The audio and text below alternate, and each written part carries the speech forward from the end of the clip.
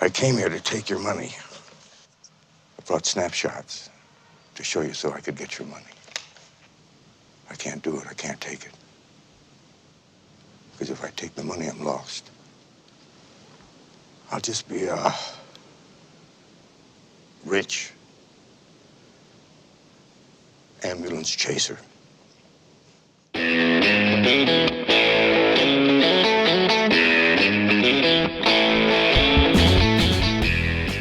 Hello and welcome once again to the Cine-Files, where this week we are continuing our exploration of the great Paul Newman as we go into one of his most incredible films, The Verdict. My name is Steve Morris. I'm a filmmaker and directing instructor in Los Angeles, California. Hello, everyone. My name is John Rocha. I'm a writer, producer, and host and voiceover artist here in San Diego, California. And as Steve has kind of hinted at before, this is one of my favorite movies ever made. And I cannot wait to dive in and talk about this.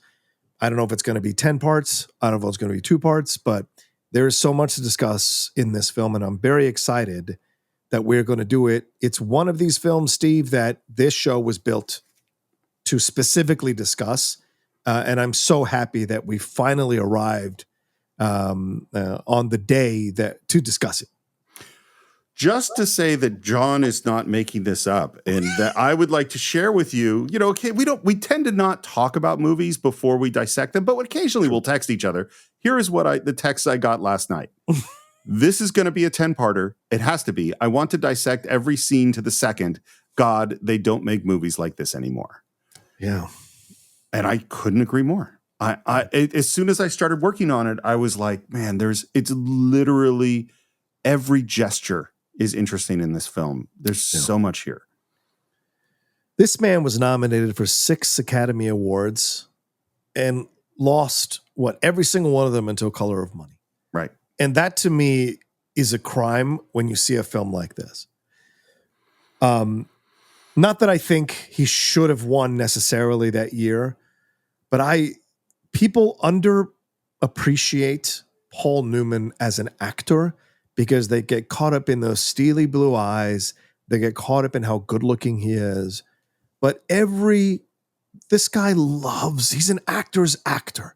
Yes, he became a movie star, but he's an actor's actor. And the films he chooses are challenging, emotionally draining, and incredible. Like in every sense of the word and the definition of incredible, that is what his performance is in this movie and in so many of his other movies. He never defaulted to being just the standard lead. All his films. I was watching The Young Philadelphians. I've never seen it before. And I think this is a really good companion piece to The Verdict, just randomly. And there's this tension throughout that he's the son of someone else, but she lied and said he was a rich man's son and became this lawyer, became society. Then we finds out the truth, what he has to navigate. So these are the films that he chose to do, these films that challenge you as a viewer and as men. I think this is really important. This film is such a commentary on men. And this is 1982 when this film comes out. And we're coming out of the 70s. Men who are like protesting in the streets are now having jobs and having to live and what's this like and putting away the idealism and maybe they've been divorced. Their kids hate them. They had trouble navigating things. They've cheated on their wives. They've become alcoholics. There is so much. So all the people from the 60s and the 70s who grew up with the best of Paul Newman and loving Paul Newman are now possibly here in The Verdict in this character. And that to me is so exciting to be diving into when you look at this movie, Well, it's particularly interesting with this thing that we're doing now of like coming out of Butch Cassidy and the Sundance Kid and The Sting. Yes. And now it's 8 years later. And this is, if you look at Butch and you look at Henry Gondorf and you look at Frank Galvin, this guy is a fucking actor. And anyone who just says any different, he is an actor who happened to become a movie star. But he is an actor. Yeah. Before we go any further, I do, of course, want to say that the best way for you to support the show is at patreon.com/thecine-files, where you could be listening to ad-free versions of the show, listening to our Cine-Files shorts that we record every week, along with other features, including our advisory board, which is what helped us plan out this great month of Redford and Newman. And, of course, you can also get ad-free versions of the show on Apple Podcasts, where our shorts are also available. Yeah. And for those of you who maybe can't support in that way, if some of the advertisers that are so kind to sponsor our show and advertise on our show, if you like their products, if you hear us pitching their products and are interested in exploring their products, then please use our code, especially BetterHelp. I think a lot, we're getting close to the holidays. That's where things get kind of tough for some people, certainly in their lives. BetterHelp is an essential part of helping you maybe navigate this time. So if you want to explore any of these products and any of the clients who sponsor us here on the show, please make sure you use our code when you reach out to them, when you listen to it during any of our ad breaks here on the show. So, John, I've been excited to ask you this question literally for years, because it's been years that we've been talking about doing this movie. How did you first come to The Verdict? So my father was a house painter when he was younger, right? And when he first came to the country, he didn't have any skills, and he talked his way into becoming a house painter. And sometimes my dad would paint houses for people who couldn't afford to pay him, because my dad was a good man and he wanted to work, and he wanted to get better at house painting so that he could charge more down the road.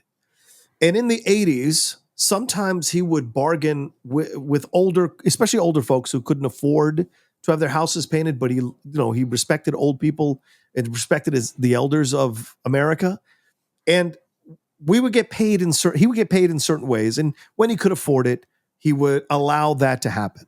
We got a whole series of Encyclopedia Britannicas that were 10 years older, or 10 years. Yeah, they were 10 years out of date, but still there was information there for us to read when we were kids. One of the ways he got paid was with one person was old VHSs that their children, I think, had bought or used or whatever. And one of those VHSs was The Verdict. Old beta tapes. And I sometimes forget how old I am. Old beta tapes. And one of those was The Verdict. And this is John Rocha at 13, 14 years old, starting to understand the power of film, really like baby steps, understanding the power of film, who goes, what is this? Oh, it's Paul Newman. Oh, I like Paul Newman. Let's see what this is. And as a young adult watching this movie, I was mesmerized. Did I understand the implications of an older man dealing with alcoholism and a failed law career and being screwed over by a system that wanted to use him, and he's fighting against the establishment? Maybe not all of it. And the betrayal of the woman he was beginning to love, maybe not all of it. What I understood was, for whatever reason, someone who is discounted by society, everyone says he's not going to be able to do it, and he fights against everybody else's advice in order to accomplish something. And I think that just always was a narrative in my mind as a young kid who was bullied all the time. And I found myself just transfixed by this movie. I would watch this movie sometimes 2 or 3 times a day. This is the level to which I would watch. I rarely do that now. I hardly ever do that now. But this movie, the first time I watched it, sitting there with my dad, I was just absolutely mesmerized by this film. And it has never lost its magic for me. Never. No matter how many times I've seen this. This goes in the pile with Wrath of Khan. Like, it never gets old to watch this movie. My story is not going to be nearly as good as that. I saw it probably right around the same age. I think it was probably on Showtime. It definitely was one I watched many, many times and had this. And it's so interesting because of the age I am. Yeah. It's not like Paul Newman was a huge star for me. You know what I mean? Mm-hmm. Because I'm sure I saw Butch Cassidy and the Sundance Kid and probably The Sting before this. Yeah. But I hadn't seen The Hustler yet, or HUD, or any of these other films. I hadn't seen any of that stuff. But I knew there was something here, and I watched it many times. Here's what's interesting, and you've heard me say this many times. Yeah. I saw this a bunch for up until around 2000. It had been 15 to 20 years since I'd watched The Verdict. Oh, wow. And what's interesting to me, I remembered everything. In fact, if you had asked me give me 10 key moments from The Verdict the day before I started watching it for this podcast, I easily could have given. I remembered so much, except for one thing that I had no memory of at all, and shocked me as much this time as it did the time that I saw it the first time. So, like, this movie, and as you said, this is what great films is about. And sometimes it's not the incredible cinematography or the vistas or the epic storytelling or these are real people and everything is done. The craftsmanship is perfect top to bottom. This is my favorite Sidney Lumet film. There are possibly better Sidney Lumet films, but this is my favorite Sidney Lumet film. From the direction to the cinematography to the framing to the journey to the emotional inner life that's going on with Frank Galvin, Paul Newman's character, all of it just works so well in this film. And so that's why it's my favorite of Sidney's career. I'm going to say something that you might find shocking, which is that if I were going to pick my favorite, I probably would always said Network. You know, love Network. Love Network, and it's the Patty Chayefsky writing and the language and the theatricality and all the themes and the humor and the prescience of the thing. I think The Verdict might be a better movie. Yes, it is. But Network might still be my favorite. Yeah, but The Verdict because Network is weird. Like Network is a weird movie. You know, it is very 70s movie. It's a very 70s movie. And it's going like, yes, we know we're making these bold choices and that's what we're doing. And there it is. Yeah. Whereas The Verdict is so grounded in reality and not showy. It's not showy in any way until you study it, and then you go, oh my God, there's a lot here. Right. Yeah. I mean, no disrespect to anybody who loves Dog Day or Serpico or 12 Angry Men, obviously, or Failsafe, which we've talked about on the show. But this one is the one for me. It is my favorite. It doesn't mean it's the best, but it is my favorite. So this is based on a first-time novelist named Barry Reed. And even before the book comes out, Zanuck and Brown, who we just talked about in The Sting, and obviously these are pretty successful producers, is American Graffiti and Jaws. They pick up the rights to the book, $150,000. They hired Joseph Hillard to direct. They hired David Mamet to be the writer. Now, he's a very successful playwright at the time. He had written one screenplay prior to this. And what it sounds like is that this was a big deal for him to get this gig. Yeah. Like this is not the David Mamet we might see a decade later, who's pretty arrogant and pretty, who's brilliant and a genius. And I admire for many reasons, but this is young Mamet who's hungry. And he finished the script. They liked many parts of it. There is one thing about it they did not like, which I am going to withhold for now. But needless to say, there was a big argument between Mamet and Zanuck and Brown, and Mamet walked off the project.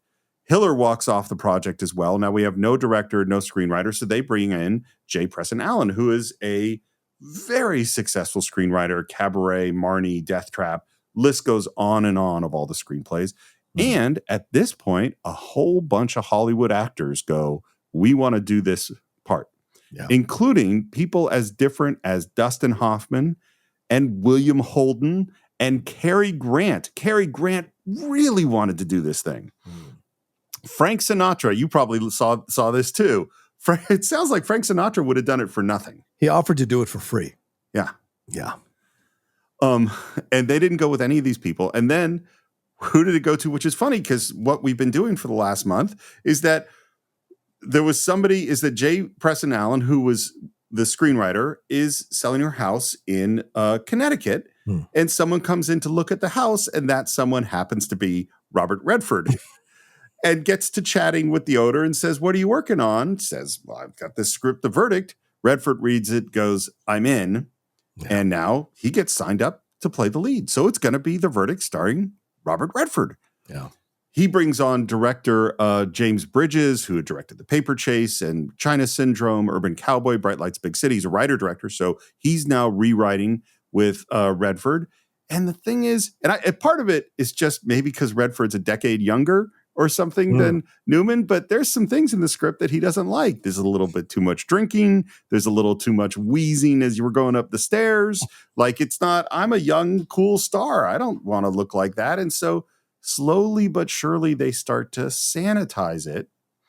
And then James Bridges isn't happy with the project for whatever reason anymore. He goes away. And then this is what I read, is that Redford secretly, without talking to Zanuck and Brown, basically hires Sidney Pollack, a director he's worked with many times, and just says, yeah, you're going to direct it. Don't worry, I'll handle Zanuck and Brown.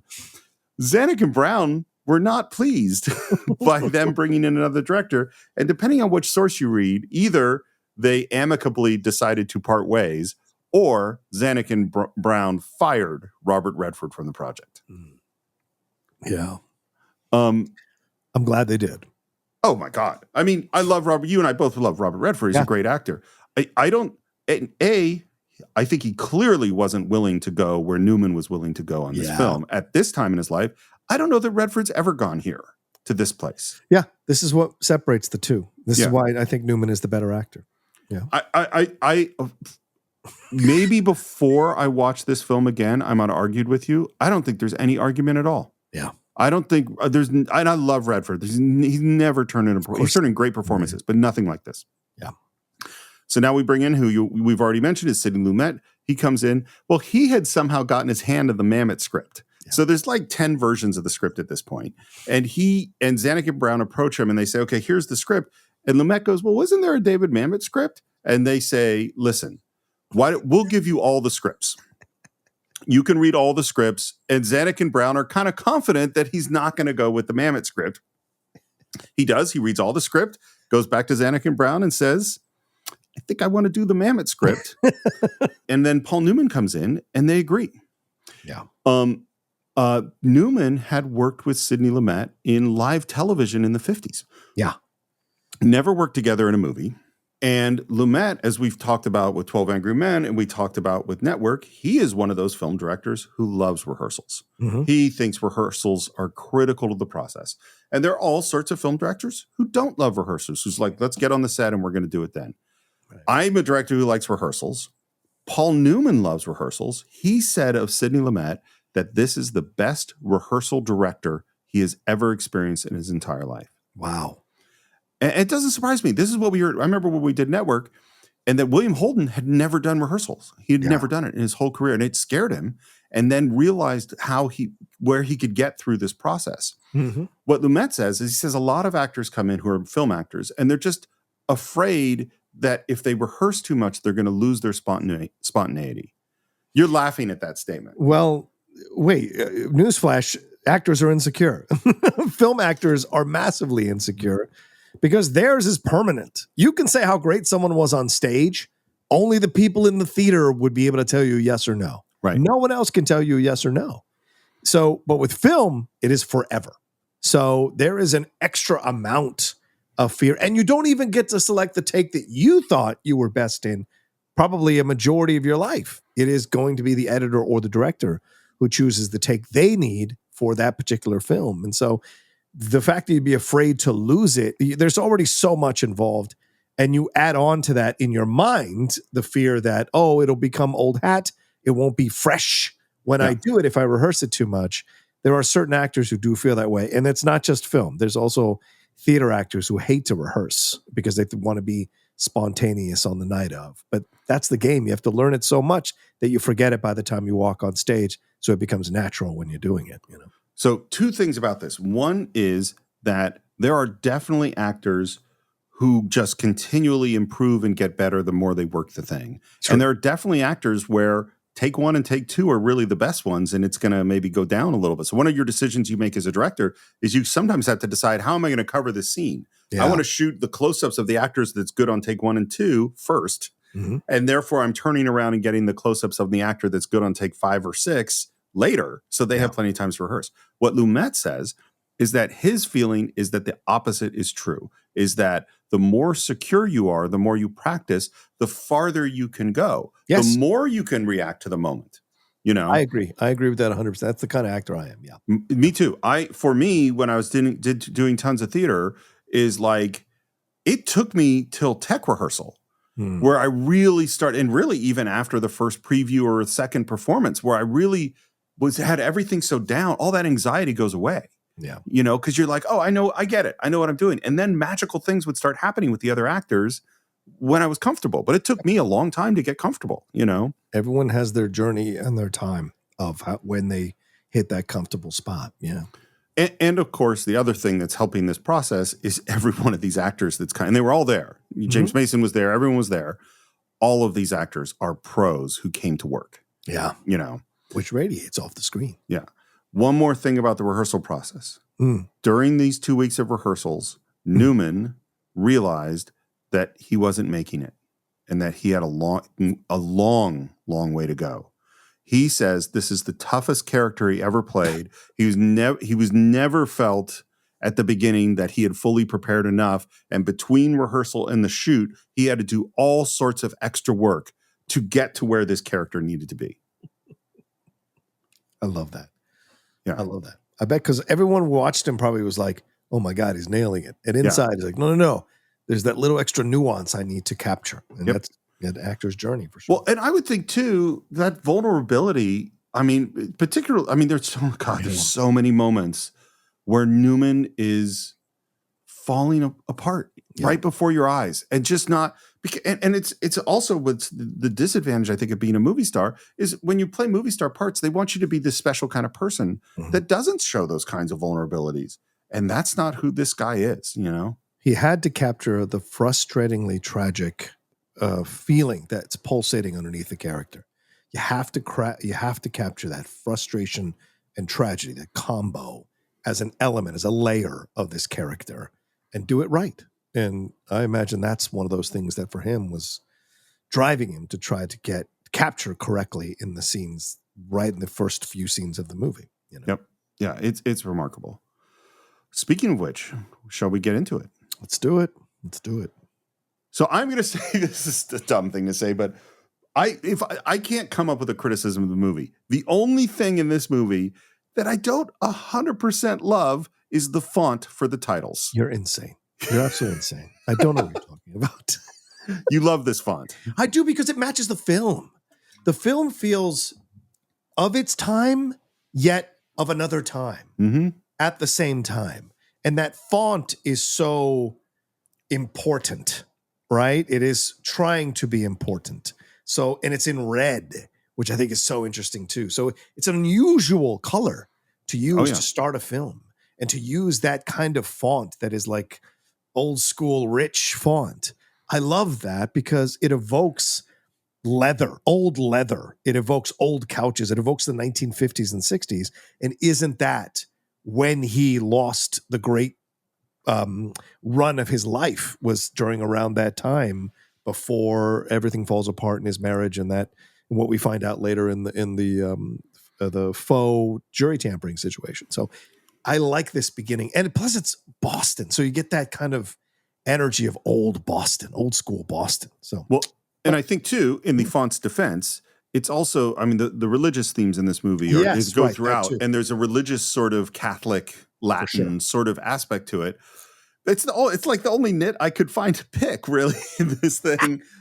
Firstly, we hear the sound of a pinball machine, and then we see even the choice of what pinball machine he's playing. That it's the Saturday Night Fever pinball machine. I think is a great choice, which will be interesting later on.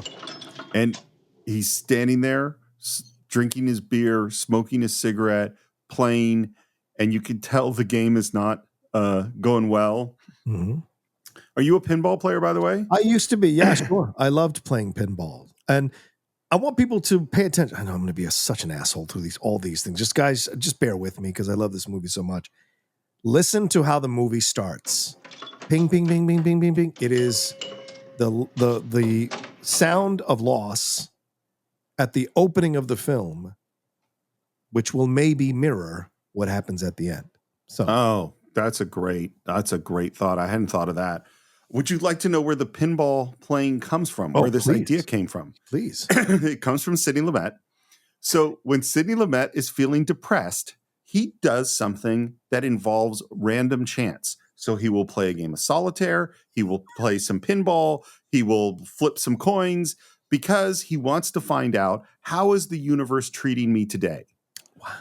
And so if he gets a good score, then it's going to be a good day and he's going to be okay. And if the pinball drains, then it's going to be bad because the universe and fates are against him at that time. This motherfucker is Two-Face. He's like, Totally. The coin is scratched. I got to kill you. If not, you're all right. But it's exactly what's happening in this movie because, he obviously doesn't have a good pinball game.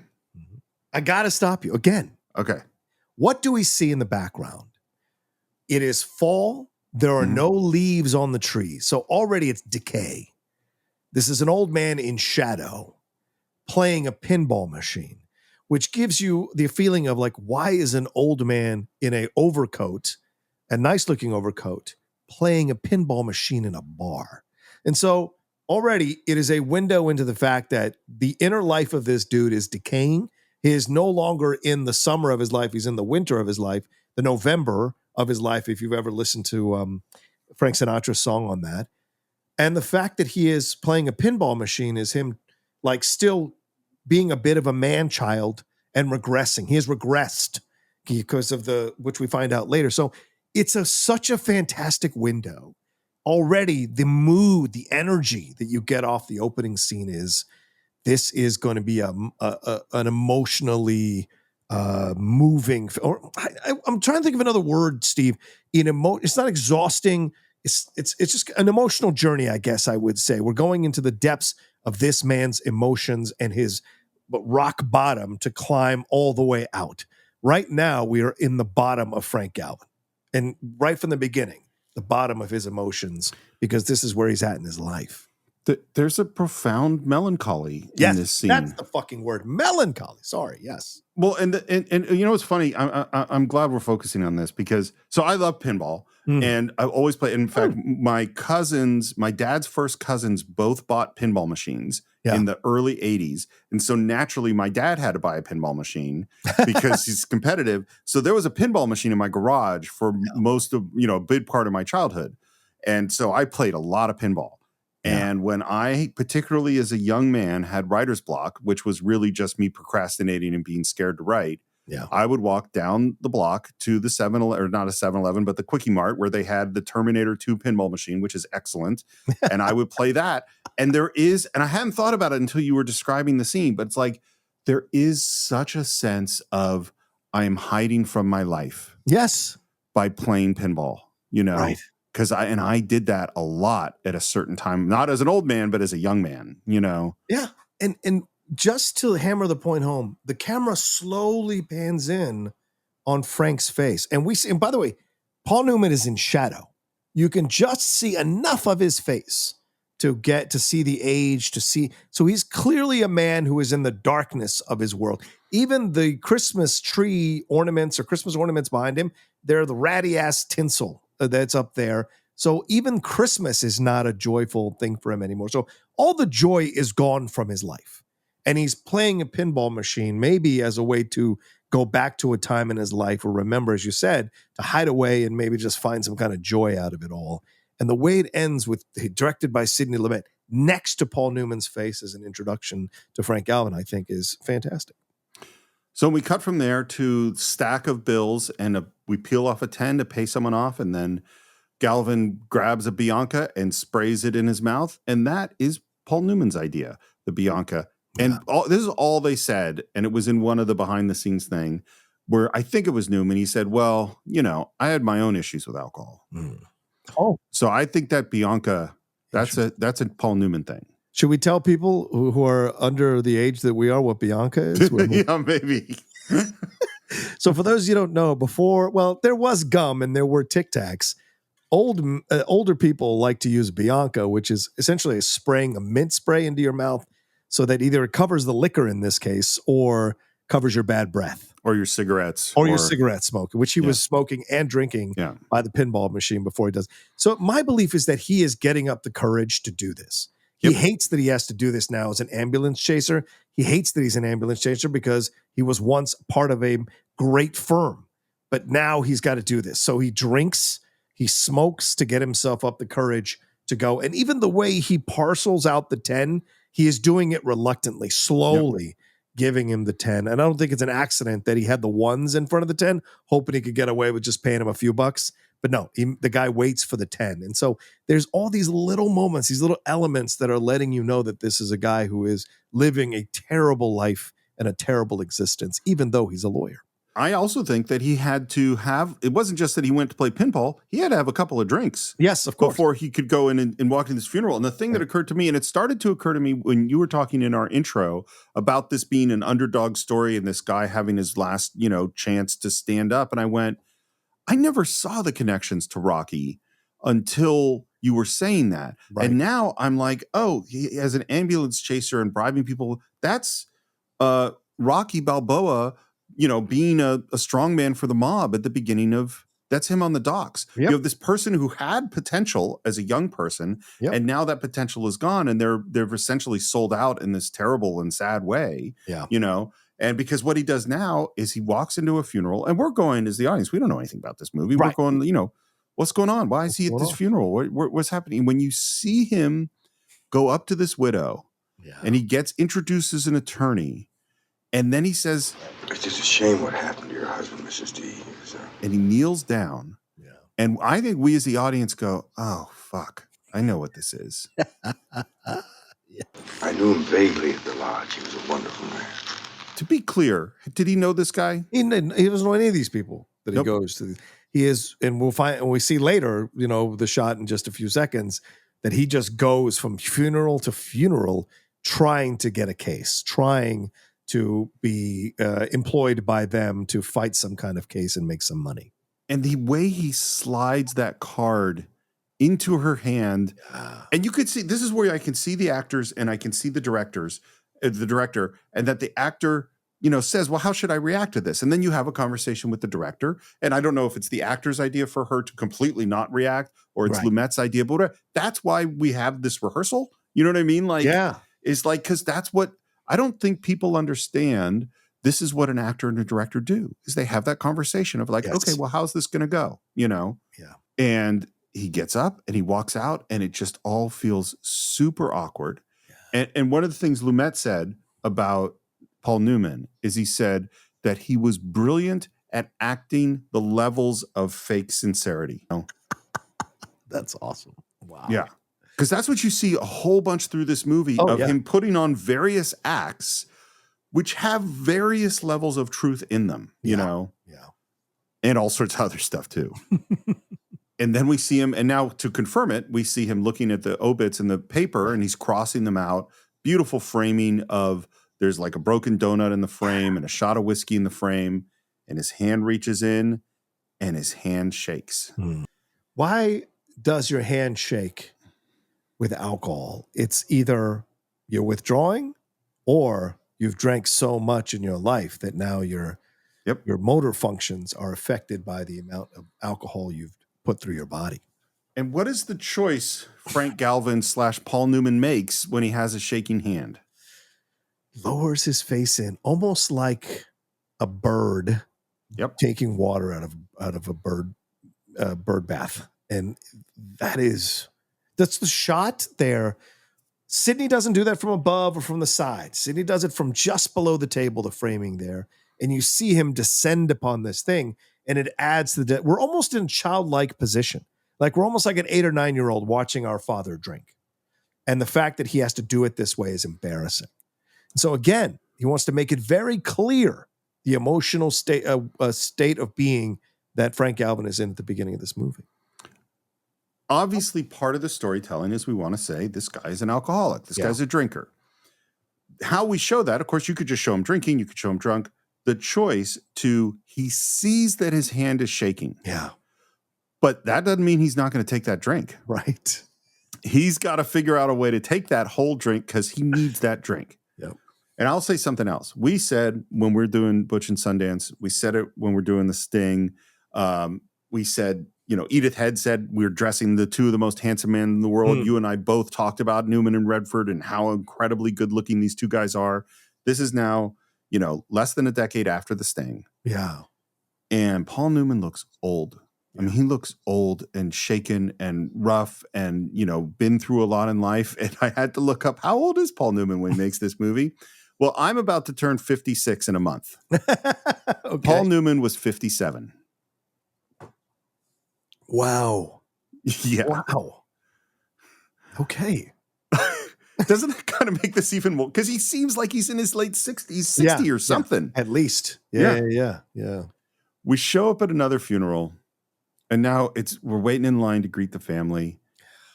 He's handing cards. The casting of these actors, particularly the guy sitting there. Yeah, the son. The son. Yeah. And And he sees the card, and at first he literally has the reaction of like, I don't understand what's happening. What is that? Oh, it's my card. And then you see him have the realization of like, basically, this motherfucker has walked into my father's funeral and has the gall, the disrespect to try to make a fucking sale in this moment. You see all of that on his face. And he even says to him, right? He says, I was a friend of your father's. he's trying to save himself by lying to the kid, and that's what sparks the kid to get up and can yell at him the way he does. Never knew my father. And the look of disgust on his face. Get out of here. Who the hell do you think you are? And then the guy who obviously he had probably bribed a minute before says, oh, I'm so sorry. You know me. I don't want you coming back here ever. You understand? I was just talking to the guy. Those are bereaved people in there. I'll take their money, but don't piss them off. Yeah. He gets kicked out of the room. He's on the street.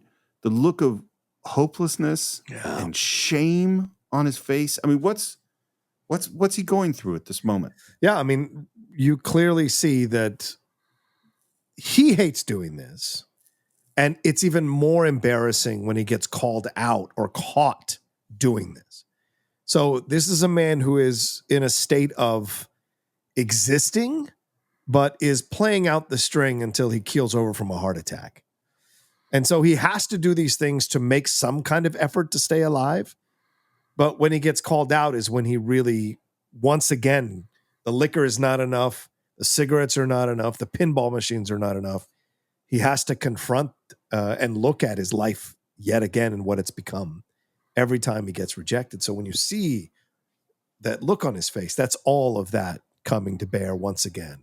So one of the most influential and important and popular screenwriting books out there is called Save the Cat by Blake Snyder. I actually literally just reread it because I'm working on my own book and trying to restructure it. And so I wanted to read one of the great ones again. And Save the Cat, we've come up on the Cine-Files many times, is a filmmaking screenwriting technique, which is the basic idea is that in order for your audience to side with your character, they need to do something good at the beginning of the movie so we know they're a good guy, and the metaphor for this is Save the Cat. And one of my favorite examples is the opening of Aladdin. He's a thief. He's running away from all the guards, and he's stealing because he's hungry. And then just when he finally gets away, there's hungrier kids right there, and he gives the food that he just stole to them. Right. Why? Because he's a good guy, and now we like Aladdin. Right. And that's a perfect Save the Cat moment.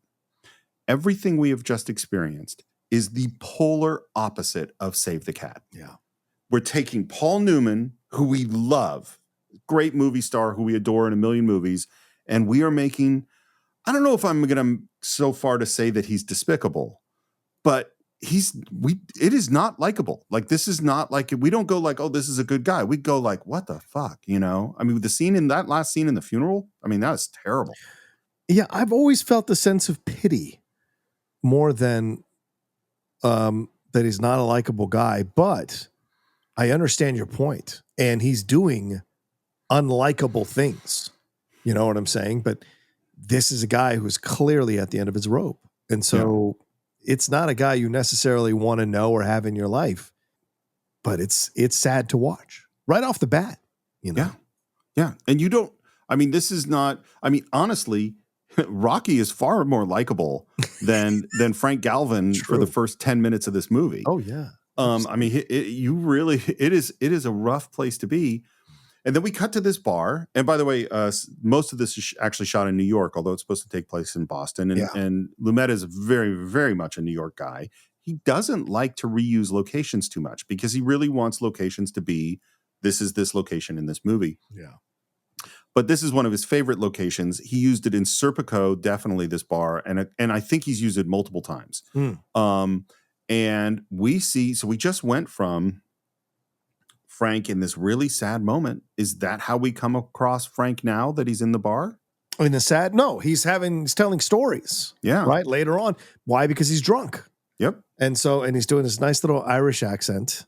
And we go from the desperate, sad, tragic Frank to now the Frank that probably was the Frank we would have really loved to know.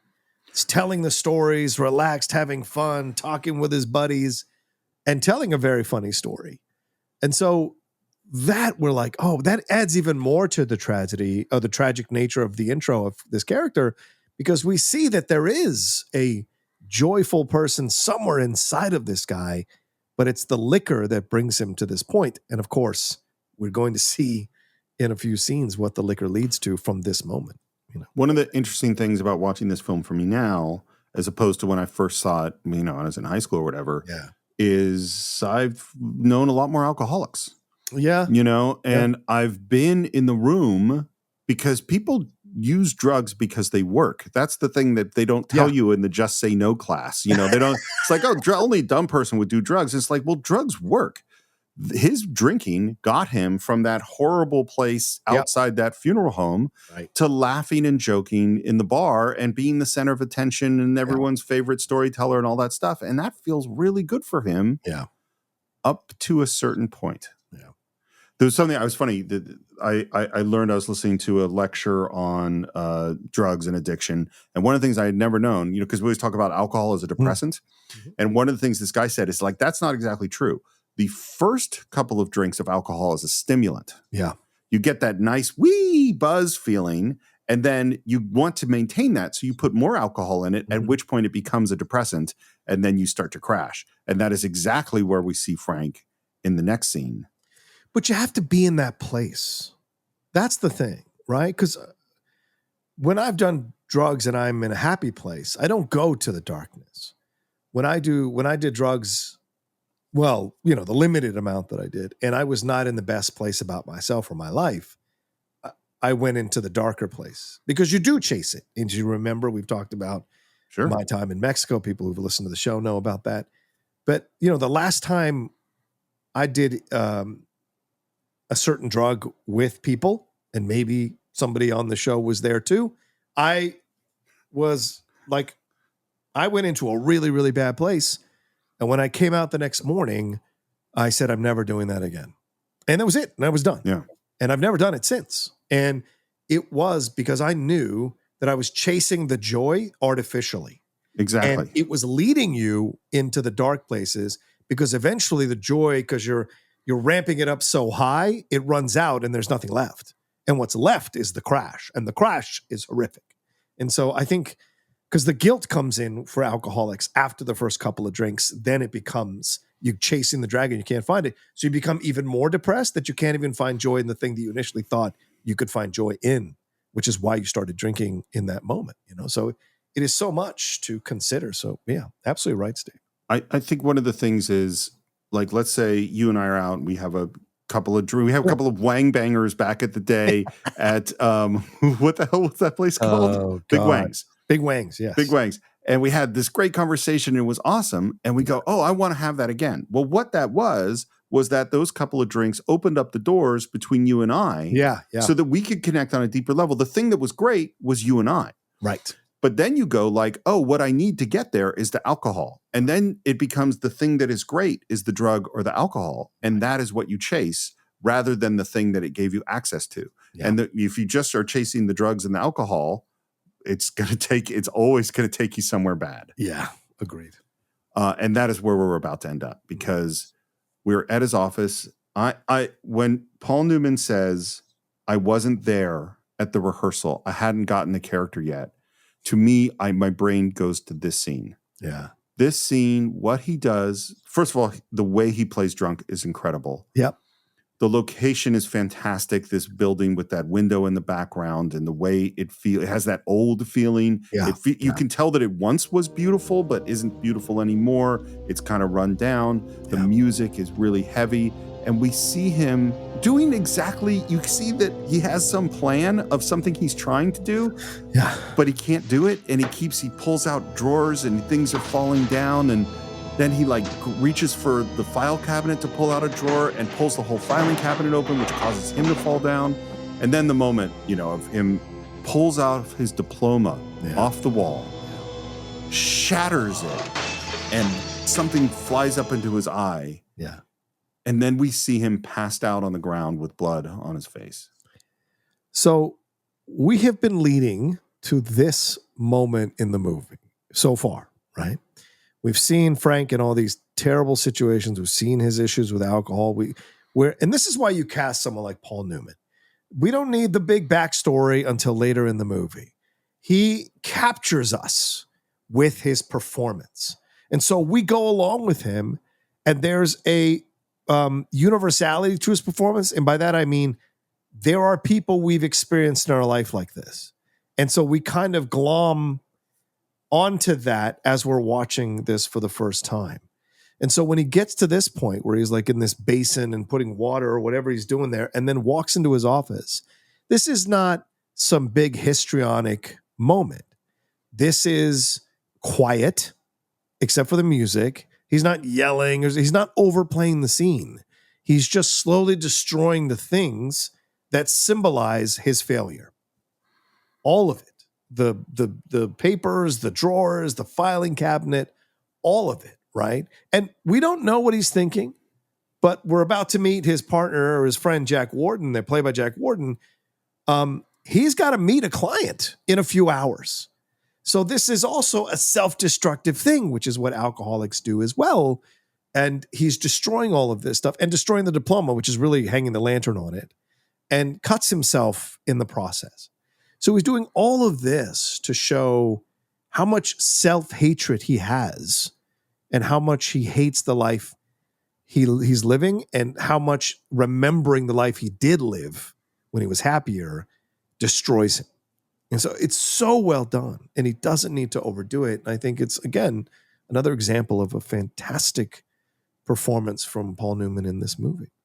It's so the opposite of strong, is how I would put it. Because it's like he's so ineffectual in the way, like, that's what it's like. You could see he has a thought of, oh, I'm going to do this. And then he kind of is trying to do it, but fails and gets distracted and overwhelmed. And it's so funny. There's a weird connection for me. I don't know if you felt this, to Orson Welles and Citizen Kane wrecking Susan Alexander's room. You know, I was just going to bring that up, and that I think he shot it this way as an homage. Yeah, because we are bottom right, which is kind of where we are when we're watching Orson Welles tear apart Susan Alexander's room. So I think you're absolutely right to bring that up. So it's the next morning, and in comes, as you mentioned, Jack Warden. So Lumet has done so many things with Jack Warden that when he's in like one of the behind the scenes, he's like, I don't know if this is the 5th movie I did with him or the 6th movie. This is what he said about Jack Warden. He says what he loves about Warden is how real he is, because he makes every other actor's job easy. Yeah. That's a great compliment. Yeah. And of course, Jack Warden had been juror number 7 in 12 Angry Men. And that's where we kind of see the sample of what Jack Warden is going to become. And let me tell you something. Jack Warden is an interesting story. It's a guy who served during World War II. This is how he became an actor, is someone gave him a Clifford Odets play, who was an actor in his life outside of the military.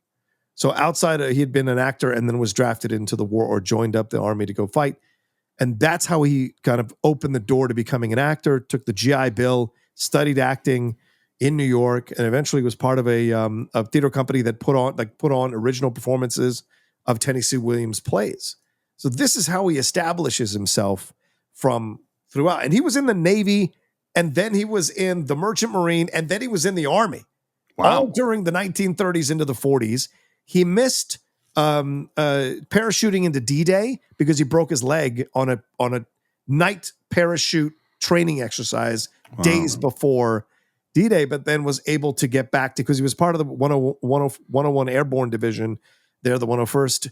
And then eventually gets back into the war, and he is there at the Battle of the Bulge. So he is part of the thing. So he moves to New York City, as I said, goes to acting class. Then he goes and performs on stage. He appeared in Death of a Salesman in 1966. He made his Broadway debut in the 1952 Broadway revival of Clifford Odets' Golden Boy. So the play that got him into acting, that writer, he ends up becoming starring in one of his plays here. He originated the role of Marco in Arthur Miller's A View from the Bridge. Wow. And that's where he kind of established his bones. then goes in to do all these films From Here to Eternity, 12 Angry Men, as I mentioned earlier, Run Silent, Run Deep, which is a fantastic film as well, The Asphalt Jungle. Oh, Steve, we did Jack Warden, the Brian song. He was the coach, George Hallis, in that as well. People know him, of course, from Bad News Bears. He gets nominated for 2 supporting actor awards for Shampoo and Heaven Can Wait, both Warren Beatty films with Julie Christie. He's in All the President's Men, which is another film we've covered here. He's in Death on the Nile and Justice for All, another great courtroom film with a self-destructive lawyer and Al Pacino being there. He's the president. We've done that film as well. So this is a guy, and of course, for those of you who are older or younger, rather, you probably knew him in the Problem Child series and what have you. So this is a guy who worked consistently for decades delivering fantastic performances. And Sidney's right, a very natural actor. So and a guy who lived a big life before he became an actor. So it's no surprise that other actors feel real and comfortable around him because he radiates that, you know? So I didn't know anything about his military service. That's kind of amazing. And part of me just goes like, you know, if you've been through those experiences, maybe acting's not that scary, you know, because he never feels, he's just right there, you know, I literally cannot think of a moment on screen where I didn't think Jack Warden was 100% great. Yeah. You know? Yeah. He's just, and in this movie in particular, and I would actually say in this opening scene with him in particular, he is fantastic because he comes in, he's calling for Frank. And then when he spots him, the disappointment of just, he just goes, "Oh, Frankie. Oh, Frank. Yeah."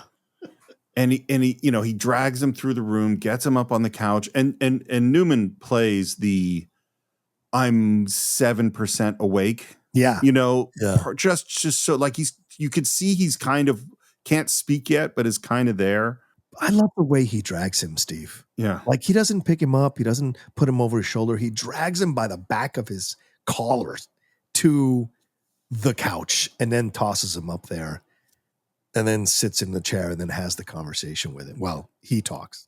Well, and I think what you're seeing, and again, this is the actor's choice, director's choices, is this isn't the first drunk that Mickey has had to drag across a room. This isn't the first time he's had to drag Frank across the room. Yep. Yeah. Well, and it's funny. It's like if you have a buddy who one night we've all had buddies. We've all been the person who had a few too many that night, and your friends, you know, help you out. If you find that person alone in their office that's wrecked, we're in a different thing, you know? Yeah. I got a call from Sally Donahue. Who's that?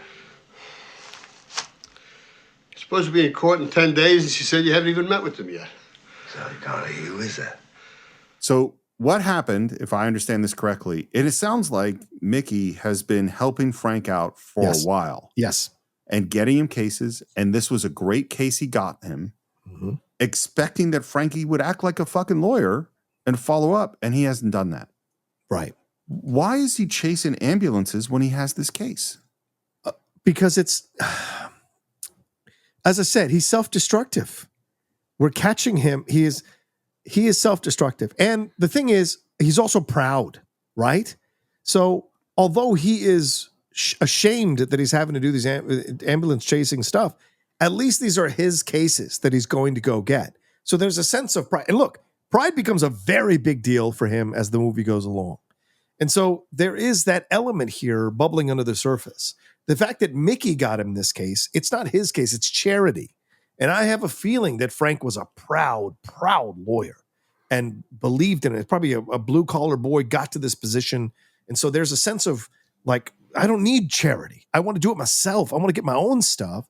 And if I've got to do it this way, I hate it, but at least it's mine, right? And the way I deal with it is I drink because I hate it and I hate myself that I'm in this position now. But this is it. So with this, I think there's a sense of pushing back on the gift. The other side that it could be is that he's so self-destructive that he wants to push everybody away from him. So even Mickey, who is trying to help him, he might screw Mickey over in this situation in order to push him away. Now, it's not people with self-destructive are doing things that are self-destructive. They're not doing it intentionally to hurt people. They just can't help themselves, and they don't know how to just walk away from something or tell you to leave them alone or tell you to never talk to them again. They just have to drive you away in this passive-aggressive way because they have such strong self-destructive tendencies. So it's a very real possibility that that's what he's doing here as well. So there's a number of reasons why he would essentially not give this case the weight it deserves, initially at least.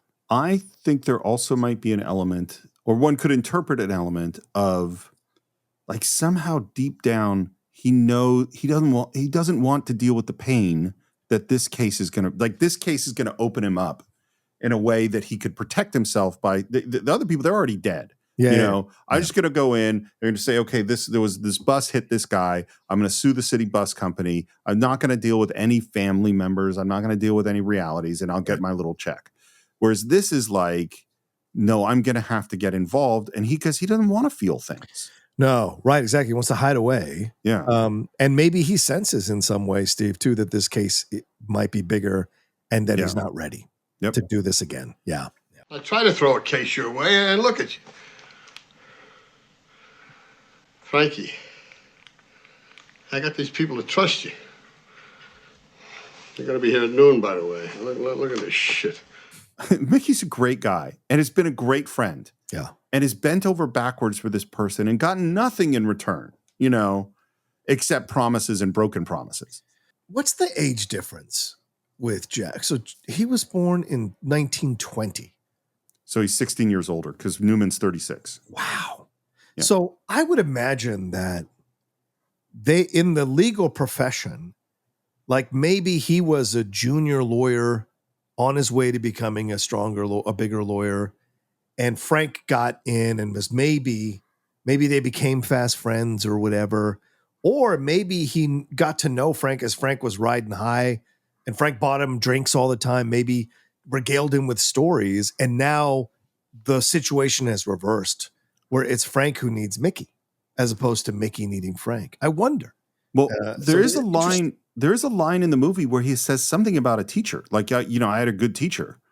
Yes, right. He says that too. So so there's a mentor aspect to it all there. So so he probably feels sympathy for what Frank went through, which we'll find out later when he talks to Charlotte Rampling's character about the journey that Frank went on. So he's probably Frank's last friend in the entire legal community of Boston. Yeah. Well, and the other buddy, quote unquote buddies he has is the guys he buys drinks for in the bar. Yeah, which It's been 18 months and I've been doing all the fucking legwork. You're supposed to be in court in less than 2 weeks. And I bet you haven't even looked at the goddamn file. I love the just straight aheadness of his anger, you know? Yep. And he says, and the pain here and the performance is so off the charts fantastic. Frankie, listen to me because I'm done fucking with you. And the look from Paul Newman at this moment is perfect. I can't take this anymore.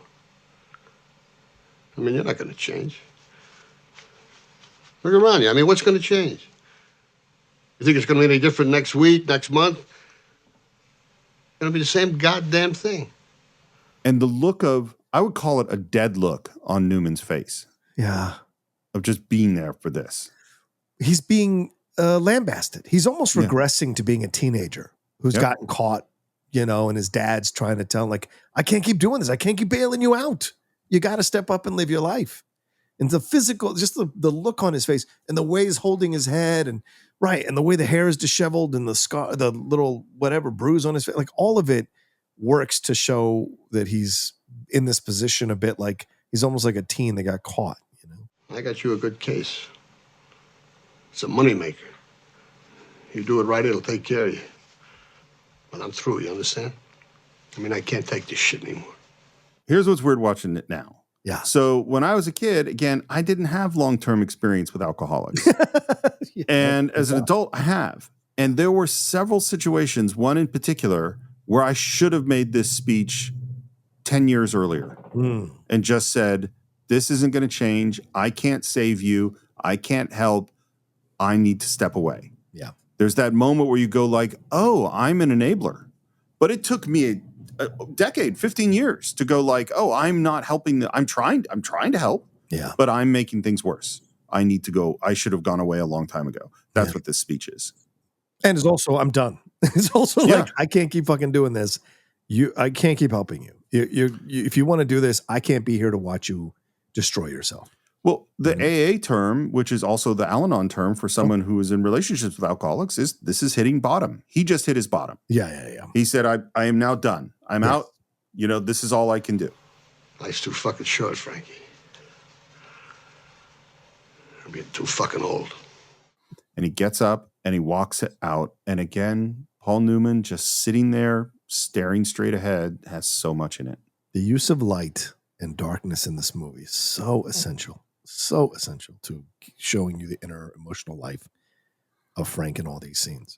So the cinematographer is Andrzej Bartkowiak, and I think it was in a conversation with him that Lumet was talking about images that he liked, and then the cinematographer said, "Oh, you're interested in Caravaggio." And so then they went and looked at all these Caravaggio paintings, all of which have strong separations between light and dark and have the lighting coming in from the sides so that you have a light side of someone's face and a dark side of someone's face. So what you're commenting on is exactly what they were going for. Damn. Yeah, it's too purposeful to not be intentional. Do you know what I'm saying? And so, yeah. Well, and this is a movie about light and dark. I mean, this is a movie about good and evil, and it's a movie about redemption. Yes. You know, it's later he's typing up a note. Says something about Judge Geary called lunch tomorrow. And we know that everything he's writing, so this all lies. And now where does he go? When he has to prepare for this case that he has a file that he hasn't looked at, that where he's going to have a meeting, he goes to play more pinball. Yeah. But even the way he's moving around the office, right? The kind of slow moving kind of plodding that he's doing. And yes, he heads over to the pinball machine. It is his sanctuary. And as you said, Steve, all of us have this, you know, all of us have this thing. I do my crosswords, or I play wood tile Tetris to just kind of like disappear. But then from there, he plays it a little bit and then walks over and has, what do they call this breakfast where you don't know. Put an egg inside of a beer? Because I know it used to be called something when I was growing up. And I saw people's fathers when I was growing up in Virginia have this as a breakfast. So. Yeah. I mean, I can't think of a more alcoholic breakfast. It's like I've destroyed my body last night. I need to put some protein in myself. Protein. Not sure what I could keep down, and I need some hair of the dog. We need a little more alcohol to kind of get the engines running. So I'll drop an egg into a beer. I wonder how many takes he had to do with this, because that is some nasty stuff. Oh, yeah. By the way, you will notice that the color palette of this movie is very autumn. It's reds and browns and ochres and oranges and things like that. Lumet wanted no blue. There's almost no blue in the entire movie except for a couple of very specific moments. Yeah. And I wanted to, so Lumet is my favorite director in terms of talking about directing. He is very much, he reflects the way that I think about directing. Partially because I've learned so much from listening to him talk about directing. Yeah. He's exceptionally practical. He loves actors. He loves crew members. He loves collaboration. And this is what he said about coming up with the color palette. Is he went, okay, this is a movie about the past. It's about dealing with your past. It's about redemption. Yeah. It is about being trapped and controlled and overpowered by these institutions. And so the color palette became a way to reflect that. Well, we don't want to have bright, shiny colors. We don't want to have bright, shiny light. We want to have older locations, older environments, and these browns and reds and golds, because that's what creates this sense of the sepia, the time long ago, you know? Yep, 100%. That's what radiates the whole time. Yeah. Yep. And the other thing he said that I think is really interesting is he said, and I don't need anyone to get this. The point of me making that decision and what the color palette means is not that I want the audience to watch it and go, oh, I see that they're making me think of the past by having this neutral, muted color palette. That's not the audience. The audience is just experiencing the movie. Yes. You know, just as he doesn't need us to get that we're playing pinball because that has to do with the fates and how the universe is looking at our main character or anything like that. We don't need to know that. He's just playing pinball. Yeah. He's heading up the stairs. How often do you see movie stars out of breath in movies? Not rarely. Never. Tom Cruise can run 17 miles at a dead sprint without being out of breath or sweating. Yeah. But he's out of breath coming up these stairs. By the way, there are so many elevators that don't work or they don't catch or they don't ride in and are forced to take the stairs throughout this movie. Yeah, because you know why? You can't take an elevator to the top. You got to work through the steps to come out of your darkness. You got that to find redemption. You cannot use an elevator to redemption. He walks into this hospital room. And you see him, and again, the movie doesn't spoon feed you anything. Mm-hmm. You're going like, oh, what's he at this hospital room? Oh, I bet one of those is the client. And he's looking through the charts of people, trying to find the right one. And then he comes up to this woman. I think it's so important that she's slight, that she's small on the bed. Yeah. I think it's so important that she's lying on her side where everyone else is on their back. And the most important thing is the respirator is blue. Yeah. It's the only blue in the film with one other exception. Because we've just been looking at all these muted fall, autumn colors, that blue pops out, Yep. And he sits at his bed, starts taking notes. This guy comes up in this wheelchair. Excuse me, sir. I didn't know who he was, and I don't know if you have his name. No. He's a Holocaust survivor, and he's acted in every single movie of Sidney Lumet since The Pawnbroker. Good God Almighty! Yeah, that's awesome. Which again, it's like these are why Sidney Lumet is. This is the kind of director. When I grew up, this is the kind of director I want to be. Is that he works with the same people over and over again because he loves them. Yeah. He's practical. He's down to earth. He loves rehearsal. He loves this is the great guy, and that's what everyone says about him. He's in the lobby of the building. He puts drops at his eyes. Again, this is another Paul Newman idea. Yeah. No elevator. Heads upstairs, and there is a woman waiting at his office. Oh, Miss Downey. Hi, Frank Allen. Why didn't you go in? It's locked. And that's Roxanne Hart, who I first got to know. Well, I guess I'd known her in the movie, but I didn't really register her until I saw Chicago Hope, one of my favorite shows, and a show that I revered and felt was better than ER, even though everybody loved ER. I love Chicago Hope. Mandy Patinkin was in Chicago Hope. Patinkin kills it. Yeah. Alan Arkin was in Chicago. Or I'm sorry, Adam Arkin was in Chicago Hope. And Roxanne Hart, this is where I got to know her. She's a fantastic actress, still working today. Did recent stuff with Will Trent. But she is one of those actresses that immediately slides into this film and brings that authenticity of what she's experiencing. She's a much more gregarious actress in future projects, but in this film, she brings that kind of, that kind of put upon weary sister who loves her sister, but is also at the end of a rope with what's happened to her. And so I love that she brings this energy to this. She was nominated for a Tony Award in 1983 for Best Featured Actress in a Musical for Passion. So she is a woman of much degree. She won the 1984 Drama League Award for Outstanding Performance for Passion, as well at the Mark Taper Forum in LA. So she is brings this such perfect authenticity and strength to the film that I think is super important when you're watching this movie. And of course, she was in Highlander, Steve. So another waiting film for you to say it. Yeah, it was another film we've done here on the Cine-Files as well. So just a really good actress. Not one of your favorite movies, I know, but definitely one that I watched many, many, many, many, many times. I love, again, it's this comment that Lumet made about Newman's ability to play levels of insincerity. Yeah. And him like apologizing and asking about, do you want coffee? My girl went out, as if he has a girl. Yeah. Lies about, why he's not taking her into the main office because, of course, he just wrecked it the night before. Right. And then him saying, and this is it. This is the salesman. This is the presenting the version of the competent lawyer. It's not a good case. It's a very good case.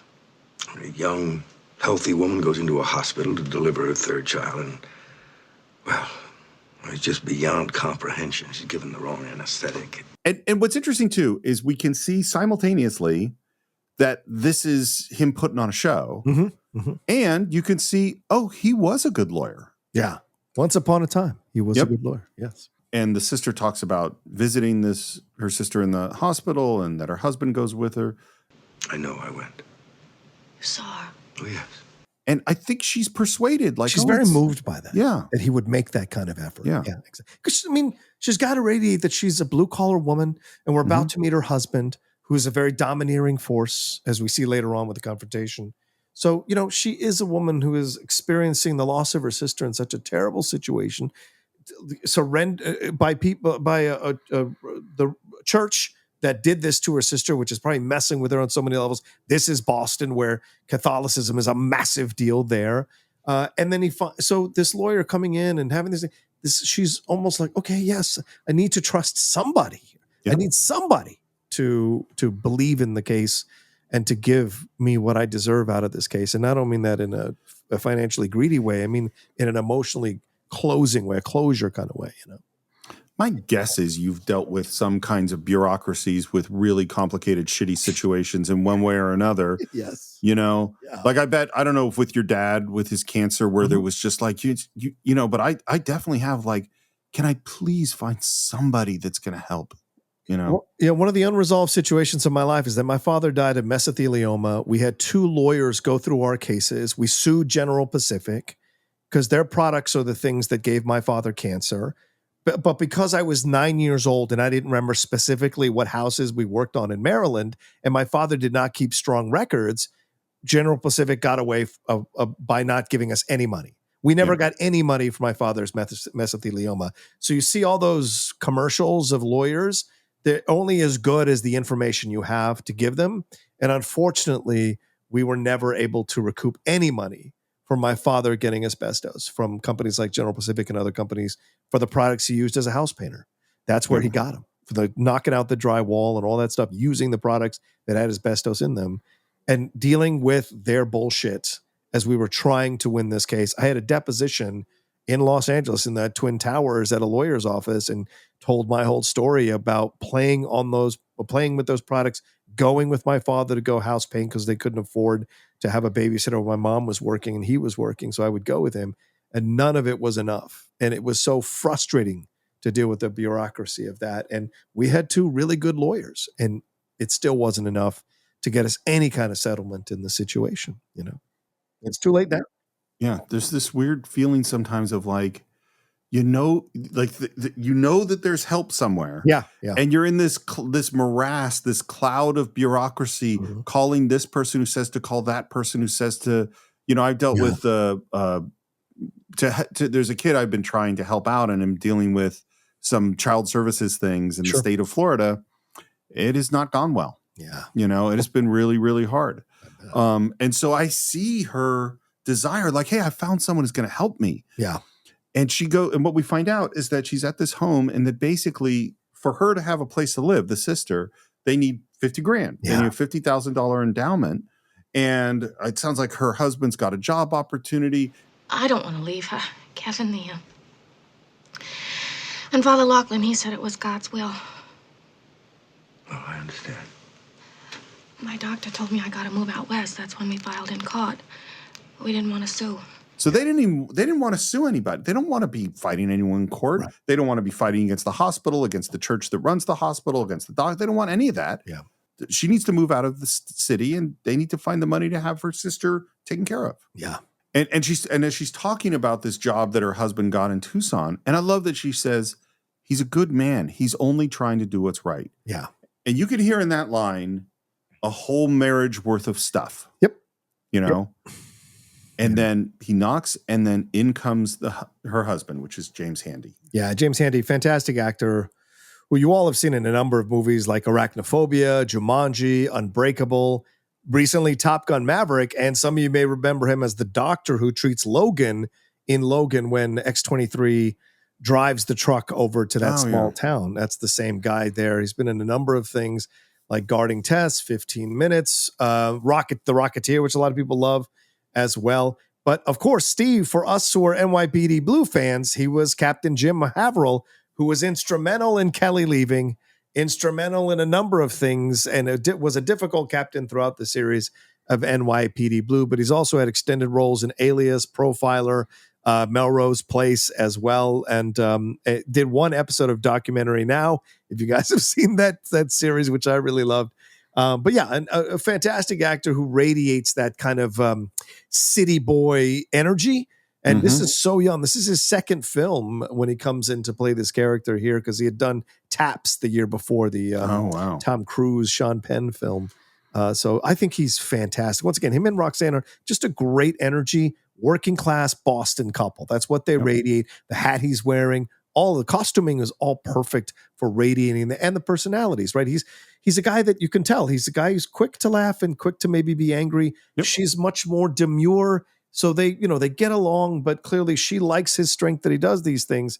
But he also has genuine love for her and is trying to navigate their way out of this situation and hope somebody listens to them. And again, the bullshit continues because he says, I told your wife I'm sorry we have to meet out here, but I got this case coming up in Superior Court in a couple of days, and the place is full of papers. That's all right. And it's just, we continue to not save the cat. You know what I mean? Yeah. We continue to go, because I think what's interesting about this movie, I think we want to trust Frank Galvin. We want to root for him. Yeah. But we don't 100% trust him. Certainly at this point, we don't. Right. You know, we go like, well, what does he care? Does he not? I mean, there is an absolutely crystal clear moment in this film where we know that he's begun to care. Yes. But we're not there yet. No. You know, and he talks about the expert witness, Dr. Gruber, that he has. And she asks about it sounds like the archdiocese called up the clients to say, hey, we got a court coming up. What's going on with your lawyer? Yeah. Because we're going to trial. Well, I doubt very much that the case will ever come to trial. And they ask, how much is it going to cost? And this is where I said, I remember so much about this movie. This is where I learned this thing about how lawyers work on these kinds of lawsuits, which is it's not going to cost them anything. It's done on a contingency basis. Whatever the settlement is, I retain a third. But that's normal procedure. You can check around. Yeah. Yeah. Which is why he's an ambulance chaser. Yes, I go sue somebody, I get 10 grand and a third of that is mine, And we're looking at this, piece of research information, and we're hearing someone talking about Frank Galvin's background. This is a serious guy. He's second in his class, editor of the Law Review.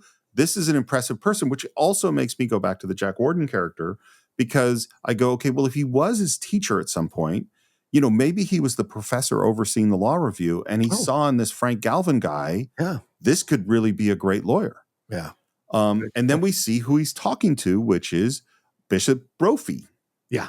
And Bishop Brophy is, of course, if you've seen 12 Angry Men, this is Edward Binns, who played juror number 6, who was kind of one of the good jurors in the whole 12 Angry Men situation. He called out a couple of the other jurors when they were being jerk-offs. And so he's a memorable presence, and he plays this character really well. This is a Philadelphia-born actor. He's a Quaker, and he's a graduate of Pennsylvania State University. He had done a number of roles, detectives, cops, so much so that at the height of his popularity, he was the lead of a series that ran for 5 seasons on CBS called Brenner. But he was in a number of movies that we've already covered here on the show here. As I mentioned, 12 Angry Men. He was also bomber pilot Colonel Grady in Failsafe, and General Walter Bedell Smith in Patton. Right, if you remember that as well. And if you remember he's General, and General Korshak, right, in MASH, is a part of his life as well. Again, it's just, Lumet goes, I'm just going to bring in my great guys who I always work with and are always good.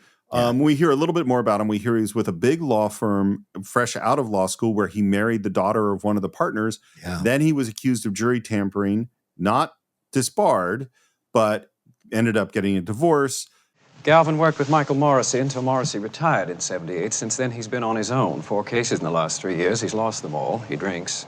That's Kent Broadhurst playing that character. Not a notable big-time actor, but certainly I like the look of him. Like, Lumet cast this guy perfectly, because this is also an indictment on the church, this film. Quietly is also an indictment on the church. So you pick ghoulish-looking people to convey the church. Now, obviously, Binns has a much more presentable face because he's the face of the church, but the people behind the scenes are much more ruthless. So they pick a ghoulish guy like this in terms of his look to be the guy who is doling out this information to Cardinal Binns there. So I would say that with bins, one of the things I think that they handle perfectly is there's just enough ambiguity for you to go, wait, does he care at all? Do I like this guy or not? Yeah. Because we don't like the giant organization, the hospital and the archdiocese coming, because obviously they're kind of the bad guys. But we don't exactly feel like he's a bad guy. We don't know. Not initially. Yeah. A nuisance suit. He's looking for small change. He's asking for $600,000 and betting we don't want to go to court. No, we don't want this case in court. Neither does he. That's where he loses. This man's scared to death to go to court. We only have to call his bluff. And the bishop says he wants this done. He doesn't want any publicity about it. He wants to just pay them off and be done with it. And then the last thing he asks is, If we were to go to trial, would we win the case? Well, of course it's always dangerous. I know that answer. Would we win? Yes. So I believe that the book is not actually set in Boston, and that it's David Mamet who chose to set it in Boston because of exactly what you were talking about before, because of the Catholicism in Boston. Yeah. An indictment on the religious power Catholicism has over Boston. Yeah, that's a great point. But yeah, as you said, like, you don't know if Binns is bad or not, but clearly him saying that he wants this case to go away, although he's saying to settle it, he doesn't want publicity because he knows. And that's sometimes, it's tough to be a person who believes in God, believes in Jesus Christ, was raised in religion, because you've seen the terrible things the church has done through centuries, and you see the horrible things they try to hide away, like, abusing altar boys and things of that nature, which are horrible things, but they also do good in the community. So it is a very difficult thing to quantify and a difficult relationship to have when you look at the church. And so I like when they can kind of subtly attack the church in a film like this and make it really clear that these people messed up, and they're trying to cover up the mess ups so that they don't lose any face, because they want to stay good in the eyes of the community. Well, one thing that is not answered in the film, but I think is definitely something that this actor and Sidney Lumet probably discussed, is what exactly does the bishop know? Because what happened, just to spoil what the movie is what happened was this woman went in for delivery of her baby. She had eaten 1 hour before the surgery. She is not supposed to eat before the surgery. She tells that to the admitting nurse. The admitting nurse writes down that she only ate 1 hour before. The doctor, the anesthesiologist, didn't look at that form, gave her the anesthesia that caused her to vomit into her mask, which caused the heart attack, which caused the brain damage. Then he forced the nurse, the admitting nurse, to change the 1 to a 9 to cover his ass. Now, what we don't know is it could be that only 5 or 6 people know about changing that 1 to a 9. So the bishop very possibly doesn't know that happened. Or the bishop could know that it happened. I think he knows, because the fact that he says he doesn't want this getting out implies that there's something negative behind this. Not just that she went into a coma, that there was some negligence here, right? And I think the fact that he's afraid of the story getting out, and the fact that they've hired this high-powered lawyer to bury the story, makes me think that he does know how serious this situation is overall. And the fact that, by the end, he's in the place that he's in about the whole thing, I think he knew about it for sure. Well, and this is why if I was directing and you were the actor, we would have this exact conversation. 100%.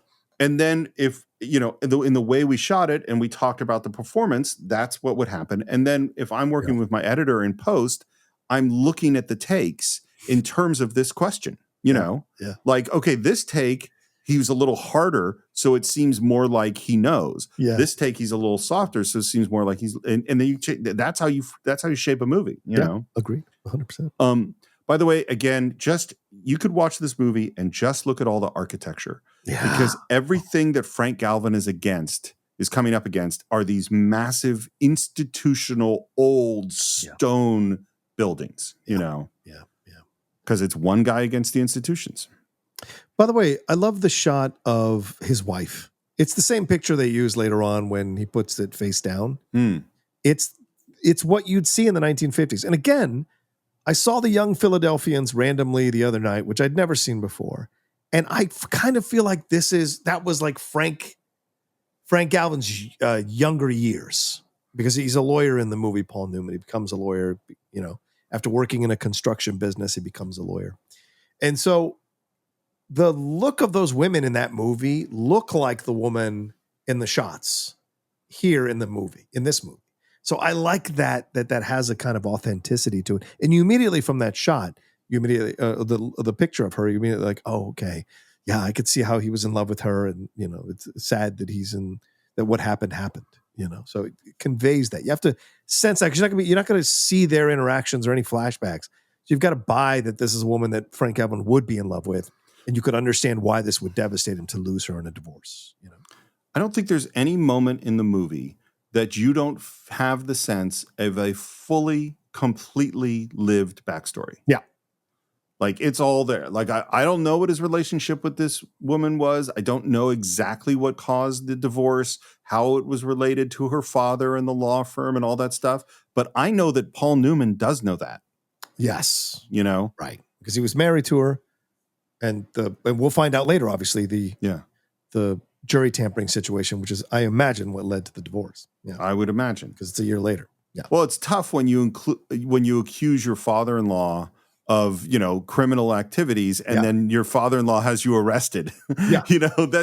Those are tough things to deal with in a marriage. And I imagine the father-in-law said to his daughter, "If you stay with him, I will cut you off, financially, of everything." And so, yeah. We're in like the doctor's lounge. Doctors are getting ready, and Frank comes in and finds Dr. Gruber, who's a really interesting character in this movie. Yeah, this is played by Louis J. Stadlin. For those of you who are Benson fans, he is John Taylor in Benson. So he looks completely different in Benson, because he's the nebbish kind of accountant guy with the big glasses. Oh, yeah. That is him. He's a completely different energy and character in this movie. So confident. But he also was in Serpico, the Sidney Lumet directed as well. He was in the To Be or Not to Be remake with Mel Brooks. He was in and Out, the great, in my opinion, Kevin Kline, Tom Selleck, Matt Dillon movie. He was in 5 episodes of The Sopranos as Dr. Ira Freed, who I don't know who Dr. Ira. I don't know if he's a friend of Tony's and that Tony like messes with, or if he's someone who was a therapist for Lorraine Bracco in the show. I don't know what he plays in that as well. But and then he was in 3 episodes of Smash, for those of you who watched that. And he was in IQ, the film with Walter Matthau playing Albert Einstein. But I love him in this movie, man. He is so confident with that cigar, just walking through rooms. It's so great. So that when he ghosts Frank, it is all the more devastating, because he was so cocky throughout this scene, Steve. He has such the arrogant surgeon confidence. You know what I mean? Like, I am a big, because there's this weird, like, it's not Masters of the Universe, but like, I'm in charge of life or death, and I am really good, and I know that I'm really good, and everyone else knows that I'm really good, and I'm always in a rush and don't have that much time. So I'm just going to say the straight shit the way I'm going to say it, and you're going to hear it. Like, that's, and he's fantastic as he walks through. And right away we get into this distance, the separation between where Frank is and where Dr. Gruber is. Yeah. Yeah, never NK. Yeah, well, they want to settle. It's just a matter of jacking them up a little bit. Right. Who called? The Archdiocese called. They want to settle. And you're going to do that? Yeah. You're going to settle out of court? Well, yeah. Why? Because that's the whole point. Yeah. The whole point is they make an offer. He gets money. The sister gets the $50,000 she needs to put up, and a little bit extra to help them on their move to Tucson. Yeah. And I get some money to help pay for my life for them. Then I do the next one. That's the job. Well, in the interest of her family and you, Doctor. I mean, you never tell what a jury's going to do. And St. Catherine's is a renowned institution. The doctors killed her. And I think the choice, and I'm sure this is a Mamet choice, he doesn't say the doctors hurt her, or the doctors put her in a coma, or the doctors caused her brain death, because technically she's still alive. Right. He says the doctors killed her. Right. And we go, whoa, that's a statement. They gave her the wrong anesthetic, and she wound up drowning in her own vomit. The doctors murdered her. Murdered her. It's so matter of fact. That's what makes it believable, right? Because he's delivering, and look, we are constantly moving. And what's the thing? You know this as a director, Steve, yourself, right? Sometimes if people are moving, you can undercut the weight of what they're talking about, the stakes of what they're talking about, especially on stage, right? If people move too much, you can undercut. But in this is almost Sorkin-esque. Totally. In the way they're moving around the different room. And by the way, the camera is completely away from them. We are distant from them through the entire conversation up until that moment at the car when he opens the door for him. Then we're in close-up. But a majority of the time, and I think almost all the time, in this scene, we are from a distance watching them interact, watching them through windows as they walk downstairs. And it's all to give this sense of like, this is a grand person who is telling you exactly what's going on here, and you need to listen to the information that he's doling out, and he's doling it out so quickly and so confidently that, like you said, we as the audience are like, whoa, and Frank is whoa, because Frank, as you said, is just trying to knock this out so he can get the settlement and roll on, but this guy is giving him a little more information about this that isn't in the file, and maybe this is ironically, the guy that ghosts him is the guy who might be starting this process in Frank, that there's a bigger case here than he had anticipated, possibly. Well, I think the thing that he starts, I think there's two pieces I hadn't thought about until you were just saying it, is that the major piece is him seeing this woman as a human being. Yes. And it unlocking this emotion and him wanting to do the right thing, and then connecting that to his own salvation. That's the big piece. But the first piece that kind of cracks the door open is the confidence that this guy's right. Yes. You know, and I think too, even it's just like, I could make more money. You know, this is dollar signs because this guy's so confident, because he starts to go like, well, these are, respected doctors and everything. And Dr. Gruber goes, whose side are you arguing? I thought you wanted to do something. And I love this. I love that he says this. He says, I have an interest in hospitals, and I don't want those bozos working in the same profession as me. And I go, I'm sold. Yeah. I'm in. Let's go get these motherfuckers. That's what totally. Right. I like too that he offers him a cigar. You know, just those little bits of writing and business are just, there's always a little more going on. Which adds, again, it's Sorkin-esque, like West Wing. It adds to the air of authenticity that what he's saying is the truth, because it's so matter of fact that he doesn't have to stop and say it. It's but look, water's wet is basically what he's saying as he's walking. But I love the moment where he's like, well, aren't you afraid about the church? He goes, what are they going to do? Not invite me to the Christmas social? Like, I love that derogatory approach to this, because to him, what we initially think about Gruber is that it's about his profession. That's what he cares about. There's an idealism around his profession. And so that's where his angle is. And so we're happy that this guy is doling out this kind of information. And as you said, we're on board now. Let's go get them and let's go fry these motherfuckers. Well, and you know what it is? I hadn't thought about it but because of our discussion, we just talked about the sister and how grateful she is to find the person that is going to care after years of not being able to get anything done. Right. And then we just found that person. We found the person that makes it, oh my God, this guy is he's gonna save the day. We can depend upon him. Yes. And then he ain't gonna be there for us. Yeah. Which puts us exactly in the position of the sister. It puts us exactly in the position of how people have looked to Frank. Yeah. And so we're setting up a time to meet on Tuesday and do a deposition, and then we're going to meet specifically in that locker room where we met him just now. Yeah. And he's getting out. Look, the fact that he drives a Porsche is just like also perfect choice. Yeah. By the way, when they shot this, it was 4 degrees below zero this day in Boston. It was freaking cold. And he, gets him to his car. And I think because Frank Galvin is in the headspace of, he's fully cynical. He has given up on humanity in all sorts of ways and just assumes that everybody like him, just like what Mickey said, is doing this for money. That's why we do this. But this guy seems different. So he leans in and he says, why are you doing this? To do the right thing. Isn't that why you're doing it? That exchange is the exchange of the scene. And that's why his betrayal is all the more devastating. Yep. Because he's the one that made us believe, Yep. So in a way, the movie is turning us into Frank Galvin. Yeah. Like we're getting betrayed. And of course, there's a massive betrayal coming. And so we're experiencing Frank's world just a little bit as the viewer. And so this setup is so great. And he calls out Frank essentially by saying that, like, why are you doing? I'm doing it. And Frank asks that question from a place of like almost, Yeah, quite like you said, he's cynical, but also slightly like disbelief. Why are you? Everyone else I've known like you has been pretty ruthless and not caring. Why are you doing this? And then he tells him straight up, like a idealistic teenager, to do the right thing. Isn't that why you're doing it? And puts it back on Frank. Yeah.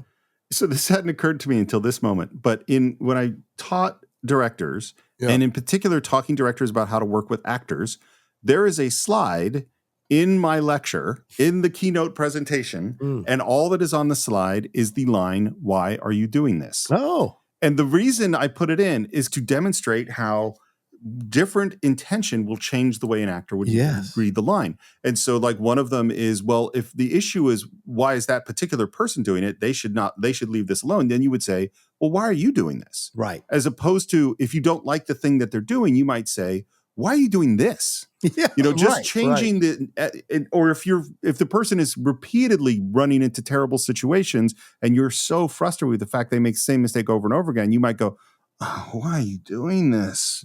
Yeah. And the different way you say the line says a different thing. And the most basic one is the first one is just asking the question, why are you doing this? Yeah. And that's what Frank is doing. Frank is just like, there must be some reason I don't understand. I would like to understand the reason why you're doing this. Yeah. And the answer is the most obvious and one that he would not expect, to do the right thing. Which throws Frank off a little bit. Yeah. And then drives away. The camera pushes in. And I really think there's a moment where you're just like, what's about to happen? Why are we pushing in? What is happening here? Yeah. And then Paul Newman does the cutest little jump. He grabs his nether regions and jumps up, which I don't know if that's a celebratory jump for people to do. I'd never seen it till this film, Yeah. I've never seen it since. I have seen it since. Oh, really? Here's where I see this jump. Okay. Is Martin Freeman in Love Actually after his goodnight kiss. Off the thing. Yeah, but he doesn't grab his balls. That's true. He does not grab his balls. Frank is grabbing his balls. Well, if they bounce around on the jump, it might be uncomfortable. I don't know. Yeah, especially at that age, maybe. Yeah. And after this very cute moment of celebration, he's going to show up at the same bar. And now it's one of the things that Newman does that's so great is he understands one of the keys, I think, to acting is understanding your moment before. What was just happening? And so the way he comes into the bar here, he's totally different than he was the other times we've seen him here. Yeah. There's much more pep in his step, shall we say. And he feels like king of the world. And, again, this is Sidney Lumet very smartly stacking the bar with people. So him who are just having quiet conversations. So when he comes in and he's kind of like almost like the focal point or the spotlight, he's really shining in a room full of people, which adds even more to the subconscious energy that you feel at this point that he is, he feels good about what's happening with the case and he might actually win it, And then, of course, what else happens at the bar is he looks across and amidst all these Boston locals, he sees this beautiful woman who is yet another powerhouse performer in this film, and that's Charlotte Rampling. Yeah, Charlotte Rampling is playing Laura Fisher here. She was an English actress. Oh, she is an English actress. Sorry, someone say was. Her breakout role was in 1966 with Georgie Girl. She was not the lead because Lynn Redgrave was the lead, but she was in that film, so where people took note of her. James Mason was nominated for Best Supporting Actor in that film as well, so a bit of a reunion of these two. But she went on to be in a number of French and Italian art house films like The Damned and The Night Porter, which you can watch on Criterion or get the Criterion version. But of course, on stateside, there were some interesting films she was a part of, like Farewell, My Lovely, Zardoz, that Sean Connery weird sci-fi film, Orca, which is probably the first time I ever saw her.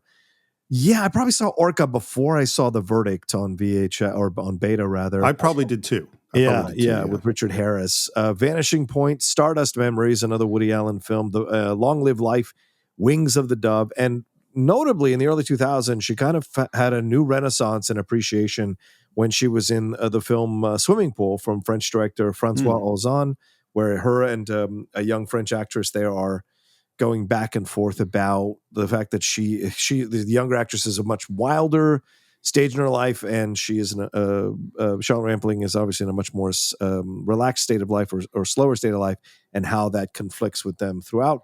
Of course, for those of you who watch Dexter, she is Dr. Evelyn Vogel in Dexter. She was in, I think, season 3 of Broadchurch, and she was nominated for a Primetime Emmy Award, a SAG Award as well. And of course, recently, she's been seen as Reverend Mother Moham there in the Dune Parts 1 and 2. If you remember the scene where Timothée Chalamet has to put his hand in that box, she is the woman in the first movie, and of course in the second movie as well, leading those crew of ladies. So yeah, an incredible career, still working, still doing her thing, and a fascinatingly interesting woman too, if you go and research her as a creative in the world of film. I think, I don't know if it's just because Lumet is such an actor's director, but these supporting characters in this film are so fully realized and so unique and so powerful, and she is... I mean, I can't imagine this film without Jack Warden. I can't imagine this film without James Mason. I can't imagine this film without Charlotte Rampling. I mean, she just is so in this character, you know? It's an interesting thing, too, because she radiates like, so this is what, 82? She was born in 46. So what is she here? 36 years old. She's 36. Right? But she radiates kind of in that nebulous 30 to 40s range. Like, you don't know where she's at, but it seems still in range for Paul Newman. So she's not like overtly insanely young. Like, it doesn't radiate like super young, but it radiates as a woman a bit of the world, who's seen a little bit of the world. And even the way and we'll obviously get to the scenes, but like her voice, the way she handles herself, she carries a strong presence in the movie, which is why what happens with her is such a massive situation in the film, because she immediately owns the scenes as soon as she is presented in the film. And I think it's really interesting that it's Frank who has to come to her at the bar, right? Because Frank is feeling himself. Frank, I don't think would have walked over and spoken to her if Frank was still in the down place, right? But because he's riding high, this is the perfect time for him to go and try and hit on Laura there at the bar. So this is... as always, we ruin everything that is going to happen in a movie, and we're going to do that right now. I said a little bit earlier that I really remembered just about every single thing in this film, except I did not remember that Charlotte Rampling's character, Laura Fisher, is in fact a spy for the other side and is being paid. That is the one thing I forgot in the whole film. Wow, really? Okay. Yep. I remembered the testimony of the African-American doctor. I remembered asking a question you don't know the answer to. I remember so many moments in this movie. And the one most emotional, surprising moment, I had blocked it out. So I had blocked it out. But the reason I wanted to bring it up here is we have to discuss, okay, how did she end up in this bar? She was sent here by Kincannon, correct? Yeah, we find out later on in the film she was sent here by Kincannon, yes. Okay. She's clearly getting back into law, as we find out, and she was going through a divorce. And so they essentially took advantage of her at a weak point in her life. She was desperate to get back in the law, to establish herself. Remember, this is the 1980s. What is it like for a woman in her late 30s to try to get back into the workforce? And so they essentially manipulated her and her looks to send him out here to send her out there to seduce Frank so they can get information about the case on Frank's side. So that's my next question. Okay. What were her instructions? Because you said they sent her to seduce. Yeah, basically. Yeah. Did they? Yeah. Or did they just send her? Was the expectation that she was going to sleep with Frank? Was that her instructions? 100%. Yeah. I don't have any doubts about that. It was to seduce him so that Frank would loosen his lips and tell her what's going on with the case so that she could give the information back to Kincannon. I feel like you're having an ethical issue with this, with a corrupt lawyer like Kincannon. So let's put that aside just for the moment. Okay. Like, I certainly think it's believable that a lawyer might do that. And I'm not even necessarily saying that Kincannon didn't do that. I don't think I know that was the instructions. Certainly the instructions were find out information, go out on a date with him, have a few drinks on and talk to him about the case. Mm-hmm. But whether the instructions were specific, or because it also is possible that she did all of those things, but ended up finding herself really attracted to him and slept with him. Oh yeah. That's a separate conversation. See, to me, from what I so my belief is that because of what we find out later in the conversations with her and Kincannon when we get to that part in the movie, that puts everything in a different light. As soon as you find out that she's getting paid, takes that money, is doing all these things that she's doing, no matter what her face says and how uncomfortable she is and how she's having a moral dilemma about what she's doing, she still does it. And so to me, I think the fact that she sleeps with him after the second time they meet each other tells me that the intention there was to basically seduce him, to get him to open up, because men open up because men are stupid and sex is important to men. And if you can get a man in bed, sometimes he can loose his lips. I mean, how many of these spies who we've read histories of, female spies in the Cold War and all the different wars, like sleeping with men is part of it, because men think that a lot of men naturally look at women as second-class citizens. And so they think it's nothing to tell them stuff, because who would they possibly know? And those are the best ones, spies that get information. So for me, I always assumed that this was part of the equation. Now, your second thing you bring up, does this change when she gets to know him more? Yes. I truly believe she has feelings for Frank. The fact that she's messed up about the whole thing afterwards and doesn't just take the slap and roll on with her life and collect the money tells you that she did fall in love with him at some point along the way, but certainly not after the second date. I find it a little bit more ambiguous. I basically agree with everything you said. I also agree with everything you said about spies and men, except for the part I'll disagree is women will also talk after sex when they think they're with someone that they can trust. That's certainly true too. Sure. But where I go, I think the ambiguity here is really good. I think the ambiguity about exactly what Kincannon's instructions with her were and exactly how her feelings changed and when is this movie's not going to explain. It's not going to. That makes her a compelling character. Absolutely. Yeah. Well, and it's funny because in the last movie we talked endlessly about cons and manipulation, and we're about to have one right here because he walks up, sees this attractive woman, offers to buy her a drink. I'd like an apartment. You just settle for it, though. And she looks at him and she says, now her instructions are get to know this guy, go wherever they are. She is here to spy on him. Right. And what does she say then? She says no. Yep. Because if she had said yes, that would have been suspicious. No, I don't know that would have been suspicious. I think for Frank, I don't think Frank's smart enough to figure that out. I think it's more a matter of either she studied him or they've done research on him, so she has information on him. And she knows the state of condition he's in. So she has to make herself unavailable. Frank will chase this, right? And so I think she understands how to play this, probably through Kincannon as well. This is how you play. You make yourself unavailable, but not rude unavailable. Just unavailable and make it slightly interesting, which is why when he takes the rejection and walks back around to his boys, when she stops and puts her arm on him and says, "I'm glad you had a good day," that's the hook. Right. And so she knows what she's doing, making herself unavailable, but not uninterested.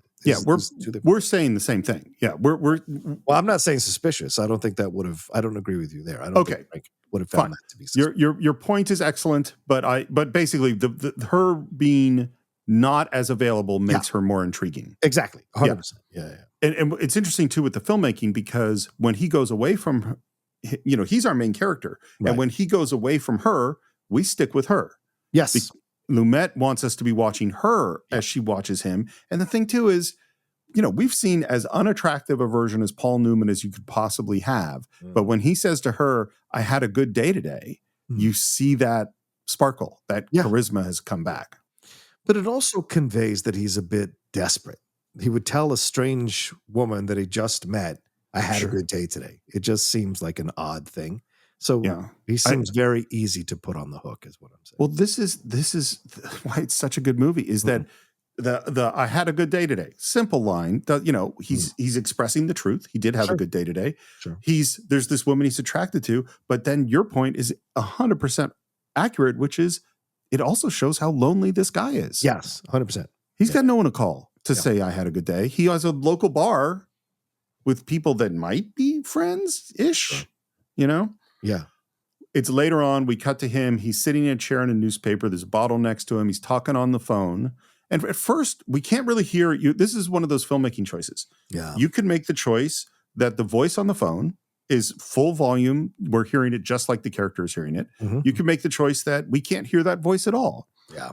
Lumet makes the choice that we can hear that it's a woman's voice, Right. but we can't hear it 100% clearly.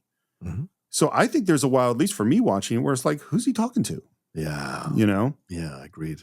And then it's where we hear, I'm sure she knows that you care for her. we go, oh, wait, could this be the sister? Mm. And then we realize that that is exactly who he's talking to.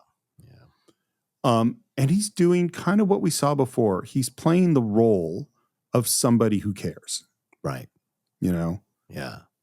Do you think because of the interaction with Gruber, I think that gives him obviously the confidence to walk up to Yeah. Laura, but does the confidence of Gruber now open the case up for him mentally to receive what the sister's words are to him, so that when which we're about to get to the scene where he goes into the hospital and takes the pictures, is he in a different state now that he can actually believe he can win the case? Now that there's a real possibility he can win the case, not just settle, but win the case, do you think this is where he starts to maybe be receptive to the possibility of more? I think absolutely 100%. And I think one of the great moral ambiguities of this movie is how much is this a movie about a guy desperately fighting to do the right thing in the face of adversity to save someone else? Mm-hmm. And how much of this is a movie about a guy fighting for his soul, for him, and not for them? Mm-hmm. Right. You know? Yeah. And because I do think if he thought he was going to lose, if he hadn't had as good a conversation with Gruber and then he went into the hospital and looked at the woman, he wouldn't have made this change. I agree. Yeah. One of the lines I really, really love is he says, Maybe she knows when we're there. Will she think we apprehended her? Yes, I know that you love her, and I know that you're acting out of love. that's the kind of thing you want to hear when you're in her position, you know? 100%. It has all the veneer of kindness and gentleness.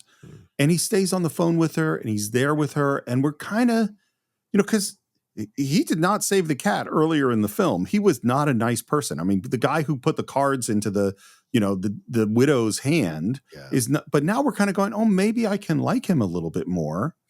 And then as he's getting off the phone, we see what he's doing, which is doodling on a pad of paper and writing up 3 different dollar amounts: $150,000, $200,000, $250,000. Right.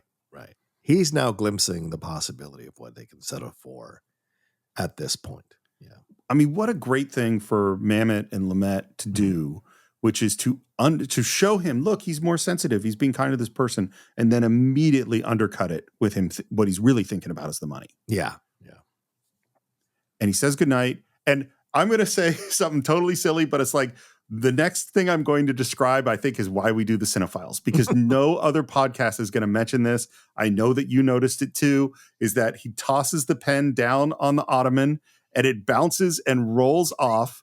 And Paul Newman's reaction to that happening, that's a fucking actor who's in it. You know what I mean? Yeah. He is in that moment being real, and the pen rolled off the ottoman.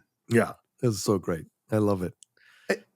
And I will say, no other podcast would ever take the time to discuss that moment, but that is a magical film acting moment. Totally. One thing that Lumet brought up is that the music that plays under this, that there's a religious aspect to the music, because this is a film about redemption. Yeah. It's about a film about a man's soul. Yeah, absolutely. Yeah, it's all about him climbing out of the depths to the light. Yeah, for sure. As you said, our next scene is in the hospital. He enters the same room. He has a Polaroid camera. He takes a photo, puts it on the bed. He moves to another position. He takes another photo. And then he looks at her. Yeah. And Newman, I mean, what he does in the scene, because you could feel that he hadn't really looked at her. He had seen her. Yeah. But he hadn't looked at her. And now he's looking at her. Yeah. And you can, well, let me just ask you the question. How does him staring at her in this moment, particularly at the beginning of the scene, make you feel? Well, at the beginning, I mean, we're starting to care now, right? Because he cares. And step by step, the film has made us care. The blue collar couple, the feeling of like, okay, this is one man against the system type of situation. He's not as strong in right now at this point. But Gruber's the one. He is such a linchpin of this movie. Only one scene, full scene, but like everything changes after that scene. And so for us, as we're watching that scene, we're going, he's right. Wait, he's right. Wait, why are you settling? Why are you circling numbers? There's something bigger here. So that when he finally sits down, see, we're ahead of him. Like sometimes it's okay for us to be ahead of the main character. Yeah. It all depends on the situation. And I think in this situation, we are ahead of the main character, almost being like, will you wake up? There's something bigger here.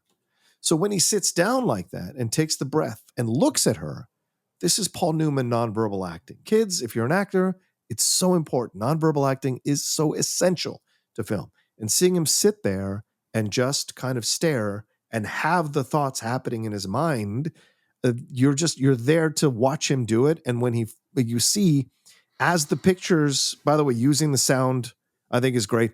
As the pictures come into focus, his mind about the case comes into focus. So it mirrors, the symbolism is there so perfectly at that moment. I don't know whose idea the Polaroids was, whether it was in Mamet's script, whether it was Lumet, but whoever, it is one of the most perfect visual metaphorical moments, because it's just what you said. Yeah. As she materializes in those Polaroids for us visually, yeah, she materializes as a human being for Paul Newman emotionally. Yeah, for Frank. Yeah, absolutely. And by the way, he's using a Polaroid SX70 with manual focus, which was only manufactured from 72 to 81. So this is probably like one of the last of that line that he's using to take the Polaroids, but I love the sound.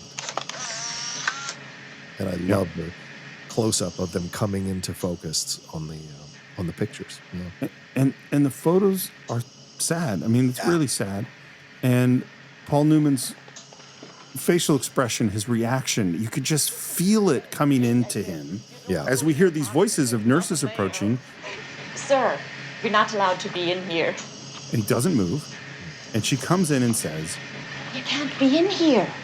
And I think now that the photos have become completely real and solid, she has become completely real, which leads to him saying, and it's so amazing when simple words can take on tremendous emotional resonance. He says, I'm her attorney.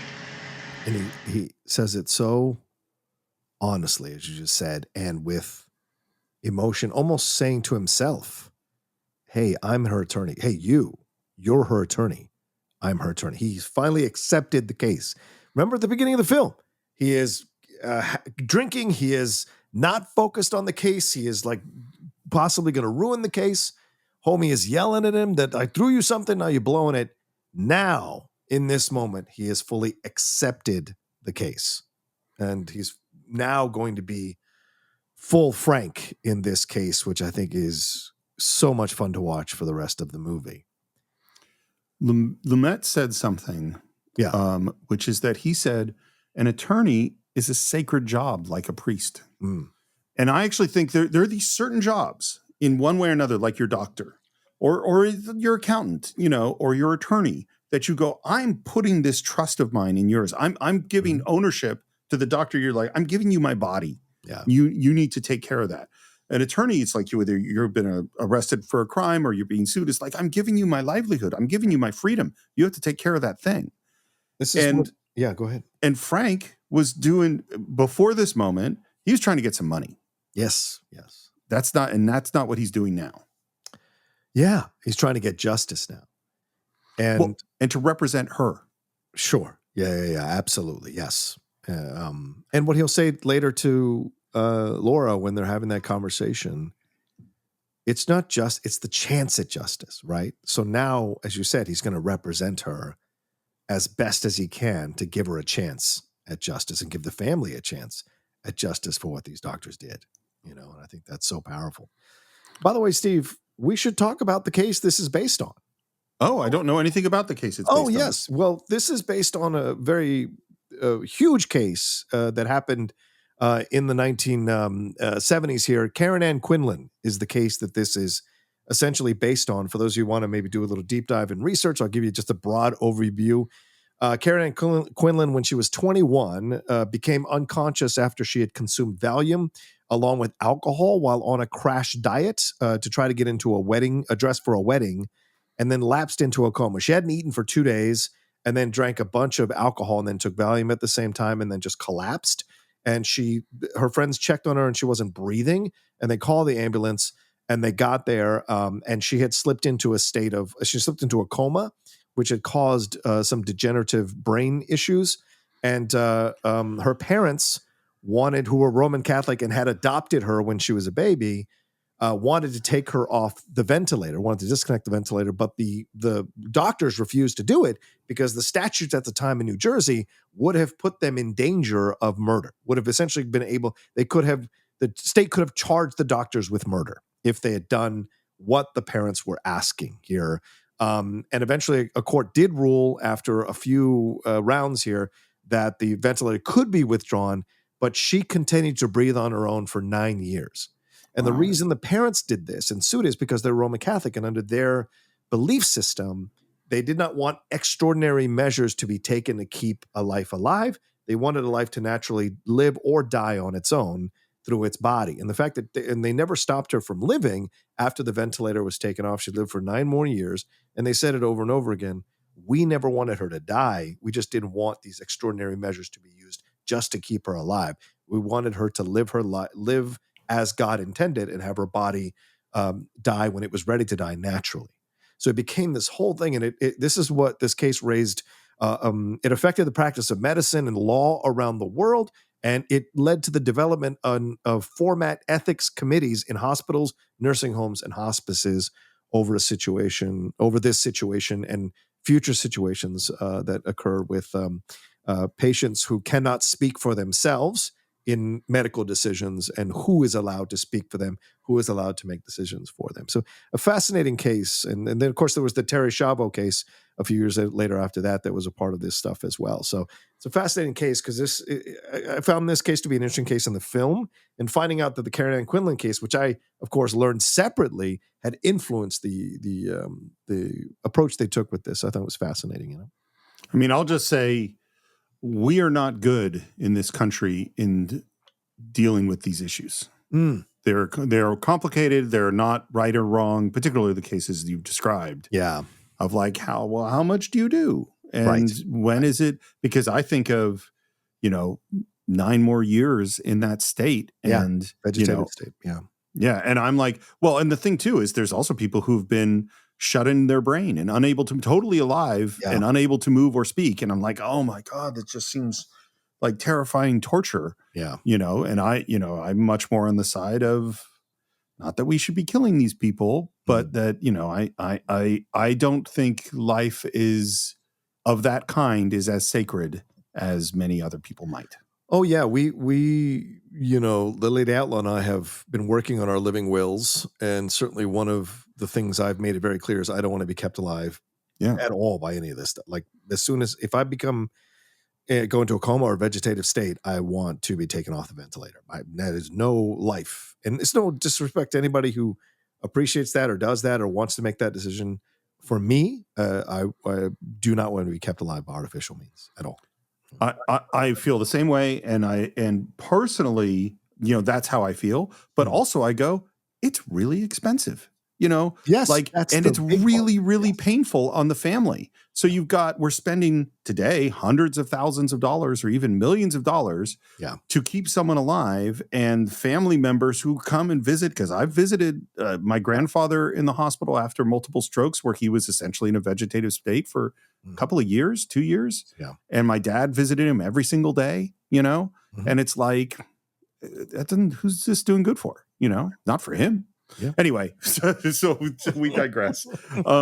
We end up at the archdiocese with the bishop, who is giving a very prepared remarks on the importance of the hospital in the community and its standing and all the good things they do. And then he balances them off with very sensitive comments about Young woman in her prime, deprived of her life, her sight, her family. It's tragic. It's a tragic accident. So let's talk about the scene, right? Yeah. First of all, the way Lumet shoots it is incredible. The fact that he is shooting from above makes Frank look small sitting in that chair. The physical choice of Frank to sit there with the briefcase in his lap, standing up, covering his stomach, covering his chest, makes him look even smaller, like a little kid.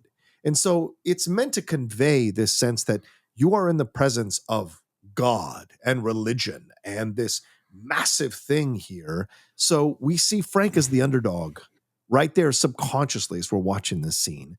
And then as the bishop is saying these things, I mean, this is what we have heard from numerous church figures all the way up till now for many, many years about situations when they get caught with the terrible stuff that they're doing, like moving priests around who've abused altar boys. It is always like, well, the greater good, we're doing the greater good, right? A lot of people argue for the church by saying, well, they do greater good. They do all this other stuff that's good. How can we just, call them out for these other things? And it's because at some point the balance is imbalanced and you've got to correct the root of what's causing these corrupt things. And so the fact that the bishop is who by all the scenes we've seen so far, he has a level of respect for the situation, but now we hear him delivering the church's opinion on this, which is very much what I would say a form of quote unquote brand saving by saying like, hey, just take the money. And of course, it's a terrible situation. We all feel horrible about this.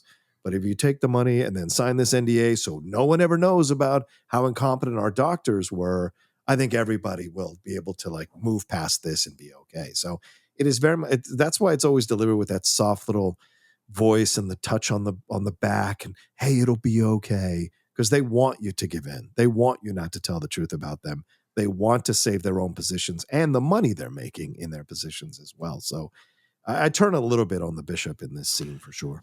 Well, you kind of answered the next question I was going to ask, but I'm going to ask it anyway, which is because to me, it's like, and again, you're working with an actor, or you are the actor, and there is everywhere, there's a whole range between this guy could mean every single word he's saying. Yeah. He could know that it's complete and total bullshit and that he's just bullshitting it because he needs to protect the church and protect the church's money and their reputation. Or there could be some combination of, I do think this was a tragedy, but I need to protect the church and it is kind of bullshit, but it's in a greater cause. And I kind of get a sense of where your feelings are on this guy, but I'll put it out there anyway. No, I mean, I think the last thing you bring up is a possibility. He could be a middleman who's being, in his essence, and he's being told by the church, this is what you need to do.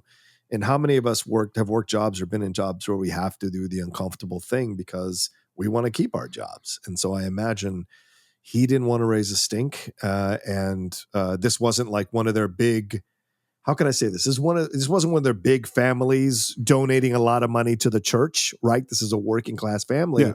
And let's be honest, sometimes these big corporations or these big institutions, they look down on the people of lower class. They think they're more expendable than the people who have the wealthy class or the higher class who donate money to their organization.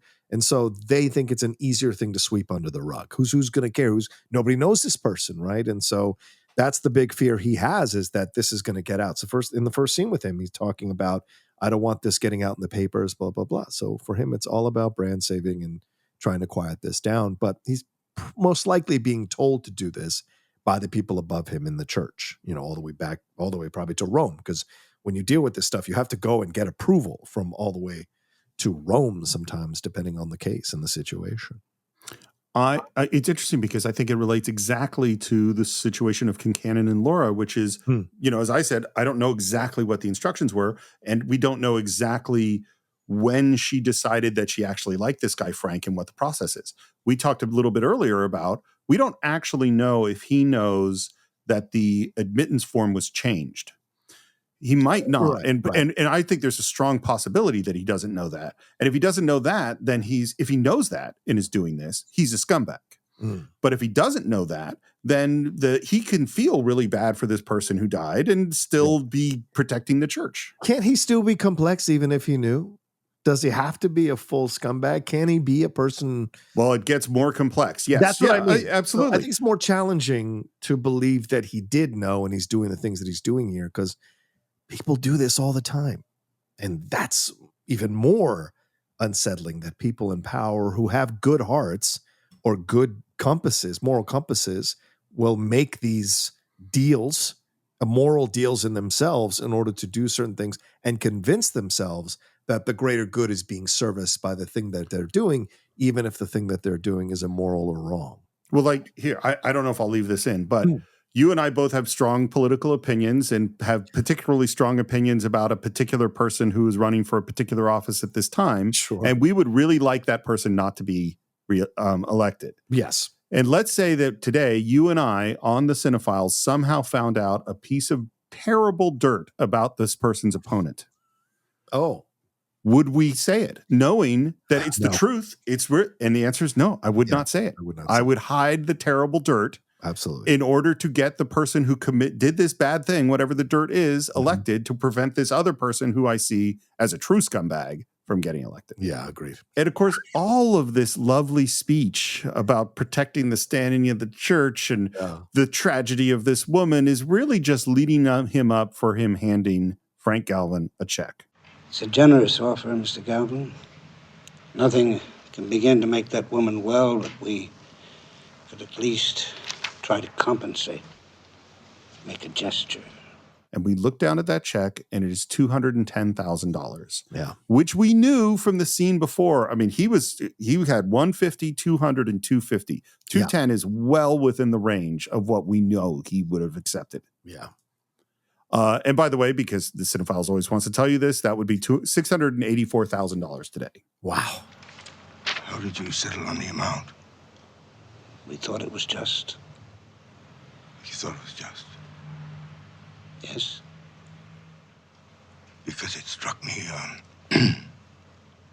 how neatly three went into this figure, 210,000.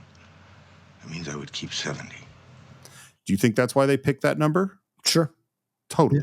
Yeah. And I love the Paul Newman delivery of these lines. It is in his lower register. It is in his slightly judgmental tone of the situation. And he's leading him into this moral conundrum, in his questions of how they came to this number.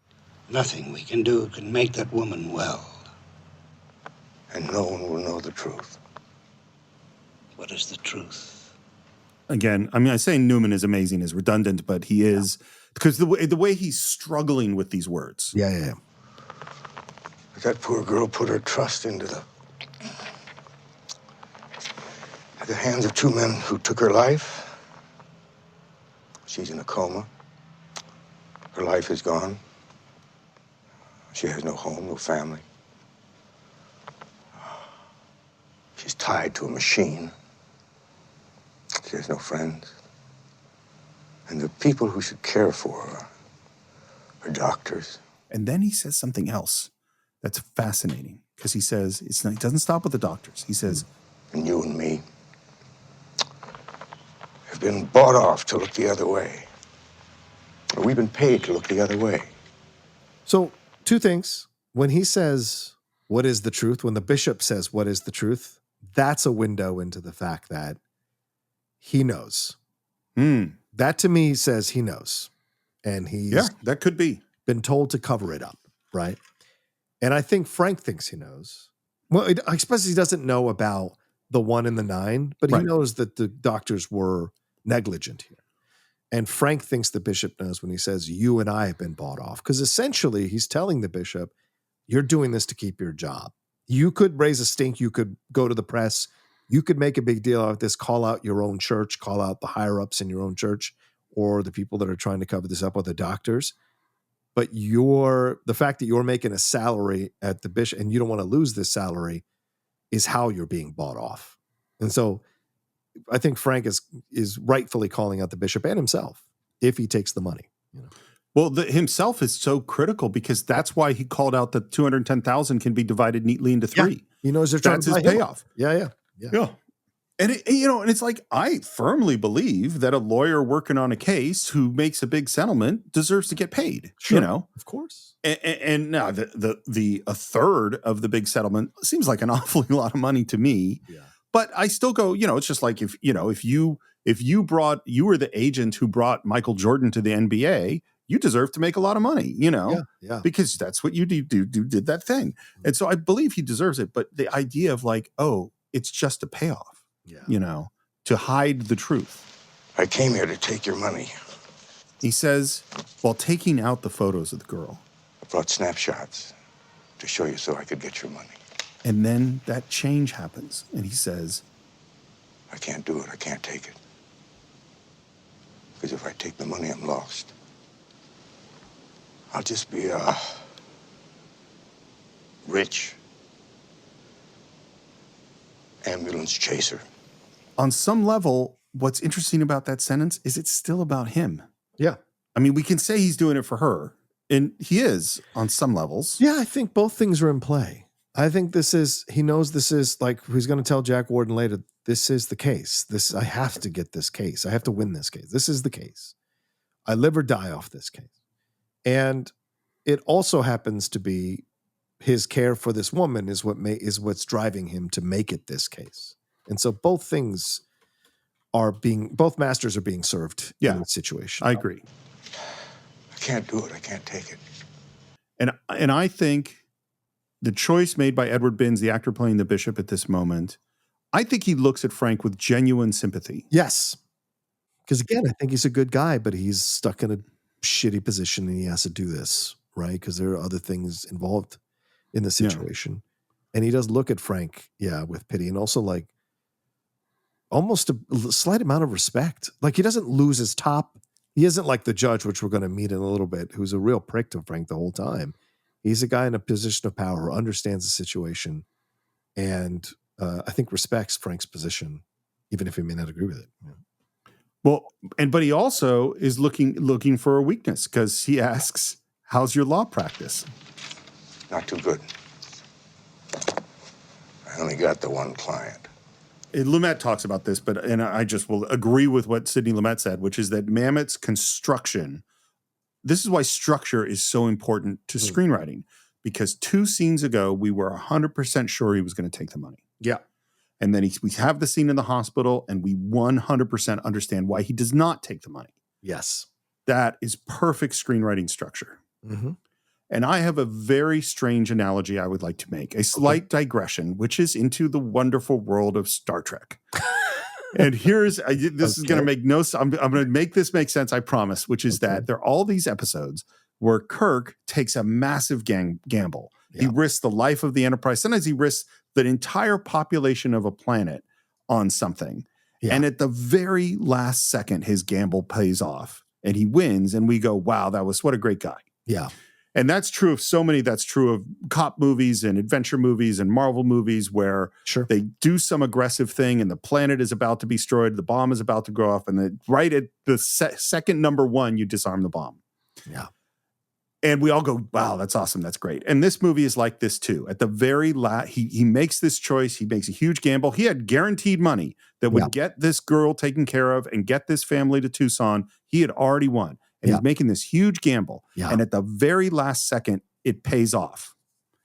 It's very, very possible that the planet gets destroyed in A Taste of Armageddon in Star Trek episode. It's like you're 1 second away from death. Sure. And we never show that because we never show that movie where Captain Kirk gets right to the end and then the Enterprise explodes. Right. That movie doesn't exist. And that movie doesn't exist here. It is very, very possible. In fact, likely that this choice that he is making in this moment is a complete and total disaster.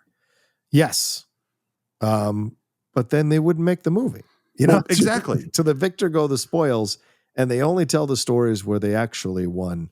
They rarely tell the stories like in Bad News Bears where they lose, or Rocky where they lose at the end. It's almost always, although they lose by winning, they win by losing. Exactly. Yeah. But in this situation, you're right. And this is why I never became a lawyer. And when I was very, very young, a lot of people were very clear on me becoming a lawyer because I love to debate. I love to argue. I love to get into exploring all things. yes, there's an incredible fascination, but I never wanted to have people's lives in my hands. And I never wanted, it's why I didn't become an officer in the military either. I never wanted to have people's lives in my hands that I could lose by making a decision. I would have never gotten over it. And so for me, I could never do it. And so when I see what you're talking about, that's exactly this thing, this kind of separation that lawyers have to have. I did the best I could. Unfortunately, in the end, you're still going to jail. You're still going to the death penalty. You're still going to possibly lose everything you have. And so those are those things that I just could not come to terms with in my mind. So in that moment, when he's having the back and forth, you're 100% right to highlight it. Like, this is and he's doing it without the client's approval. So he's really going off on his own, and without even his buddy's approval, which we're going to get to in just a few seconds in the next scene, where he tells him what he decided to do. So he had no one's approval to do this, but his own particular moral compass. And by the way, from what we've seen in the first, 30 minutes of the movie or 28 minutes of the movie when this scene occurs, his judgment is very much in question. So you're right to bring this up. Like, this is, yes, it seems like, oh, it's cool, it's Paul Newman, but actually it's the Frank character in the movie. And this is a hell of a decision that he's making, even though we may be on board. Honestly, the odds are so stacked against this thing working out. And he's made this decision because he needs redemption. Yeah. He made this decision because we've seen what his life is, because we've seen how sad he is, because we've seen how corrupt he is. Yeah. And he's like, I need to change for me. Yeah. That's not a rational, good reason to make the decision that he's making. Right. You could argue that her need for justice or a chance at justice is mixed in with his own desires. Exactly. To come, not to become a respected lawyer again, but no, to find himself again and find who he was before and climb out of it, but they came to him with the case. So. And this is the key transition in the film. We've gone from an ambulance chasing lawyer who's just in it for a paycheck to a lawyer passionately deciding that he must fight this fight for not only for the patient, not only for the truth, but for his very soul. And I think that is as good a place as any to end part one of our exploration of Sidney Lumet's The Verdict. As always, we'd love to hear your comments. There's so much, obviously, John and I had discussed a ton and so many ambiguities that you're going to have your own opinions, and we would like to hear those. You can visit us on our Facebook page. Just do a search for The Cine-Files. You can also follow the show on Twitter at Cine_Files, the Cine-Files podcast on Instagram. You can subscribe at all the usual places, Apple Podcasts, YouTube, Spotify. Please leave your comments on YouTube, your comments and your ratings on Spotify, your reviews on Apple Podcasts. And if you want to support the show, you can do it at patreon.com/thecine-files, where you can get ad-free versions of the show, our Cine-Files shorts. You can also join our advisory board. You can also get ad-free versions of the show and our shorts by subscribing to Apple Podcasts if you're an Apple person. And you can buy and stream every single movie we've ever reviewed on cinephiles.net. And if you want to reach me, it's SR Morris on Twitter, SR Morris1 on Instagram. And you can reach me at The Rocha Says on Twitter, Instagram, and TikTok, and my YouTube channel, youtube.com/John Rocha Says, with all kinds of content there for you all to enjoy as well. And I think that's it for this week. We will be back next time for part 2 of our exploration of The Verdict right here on The Cine-Files.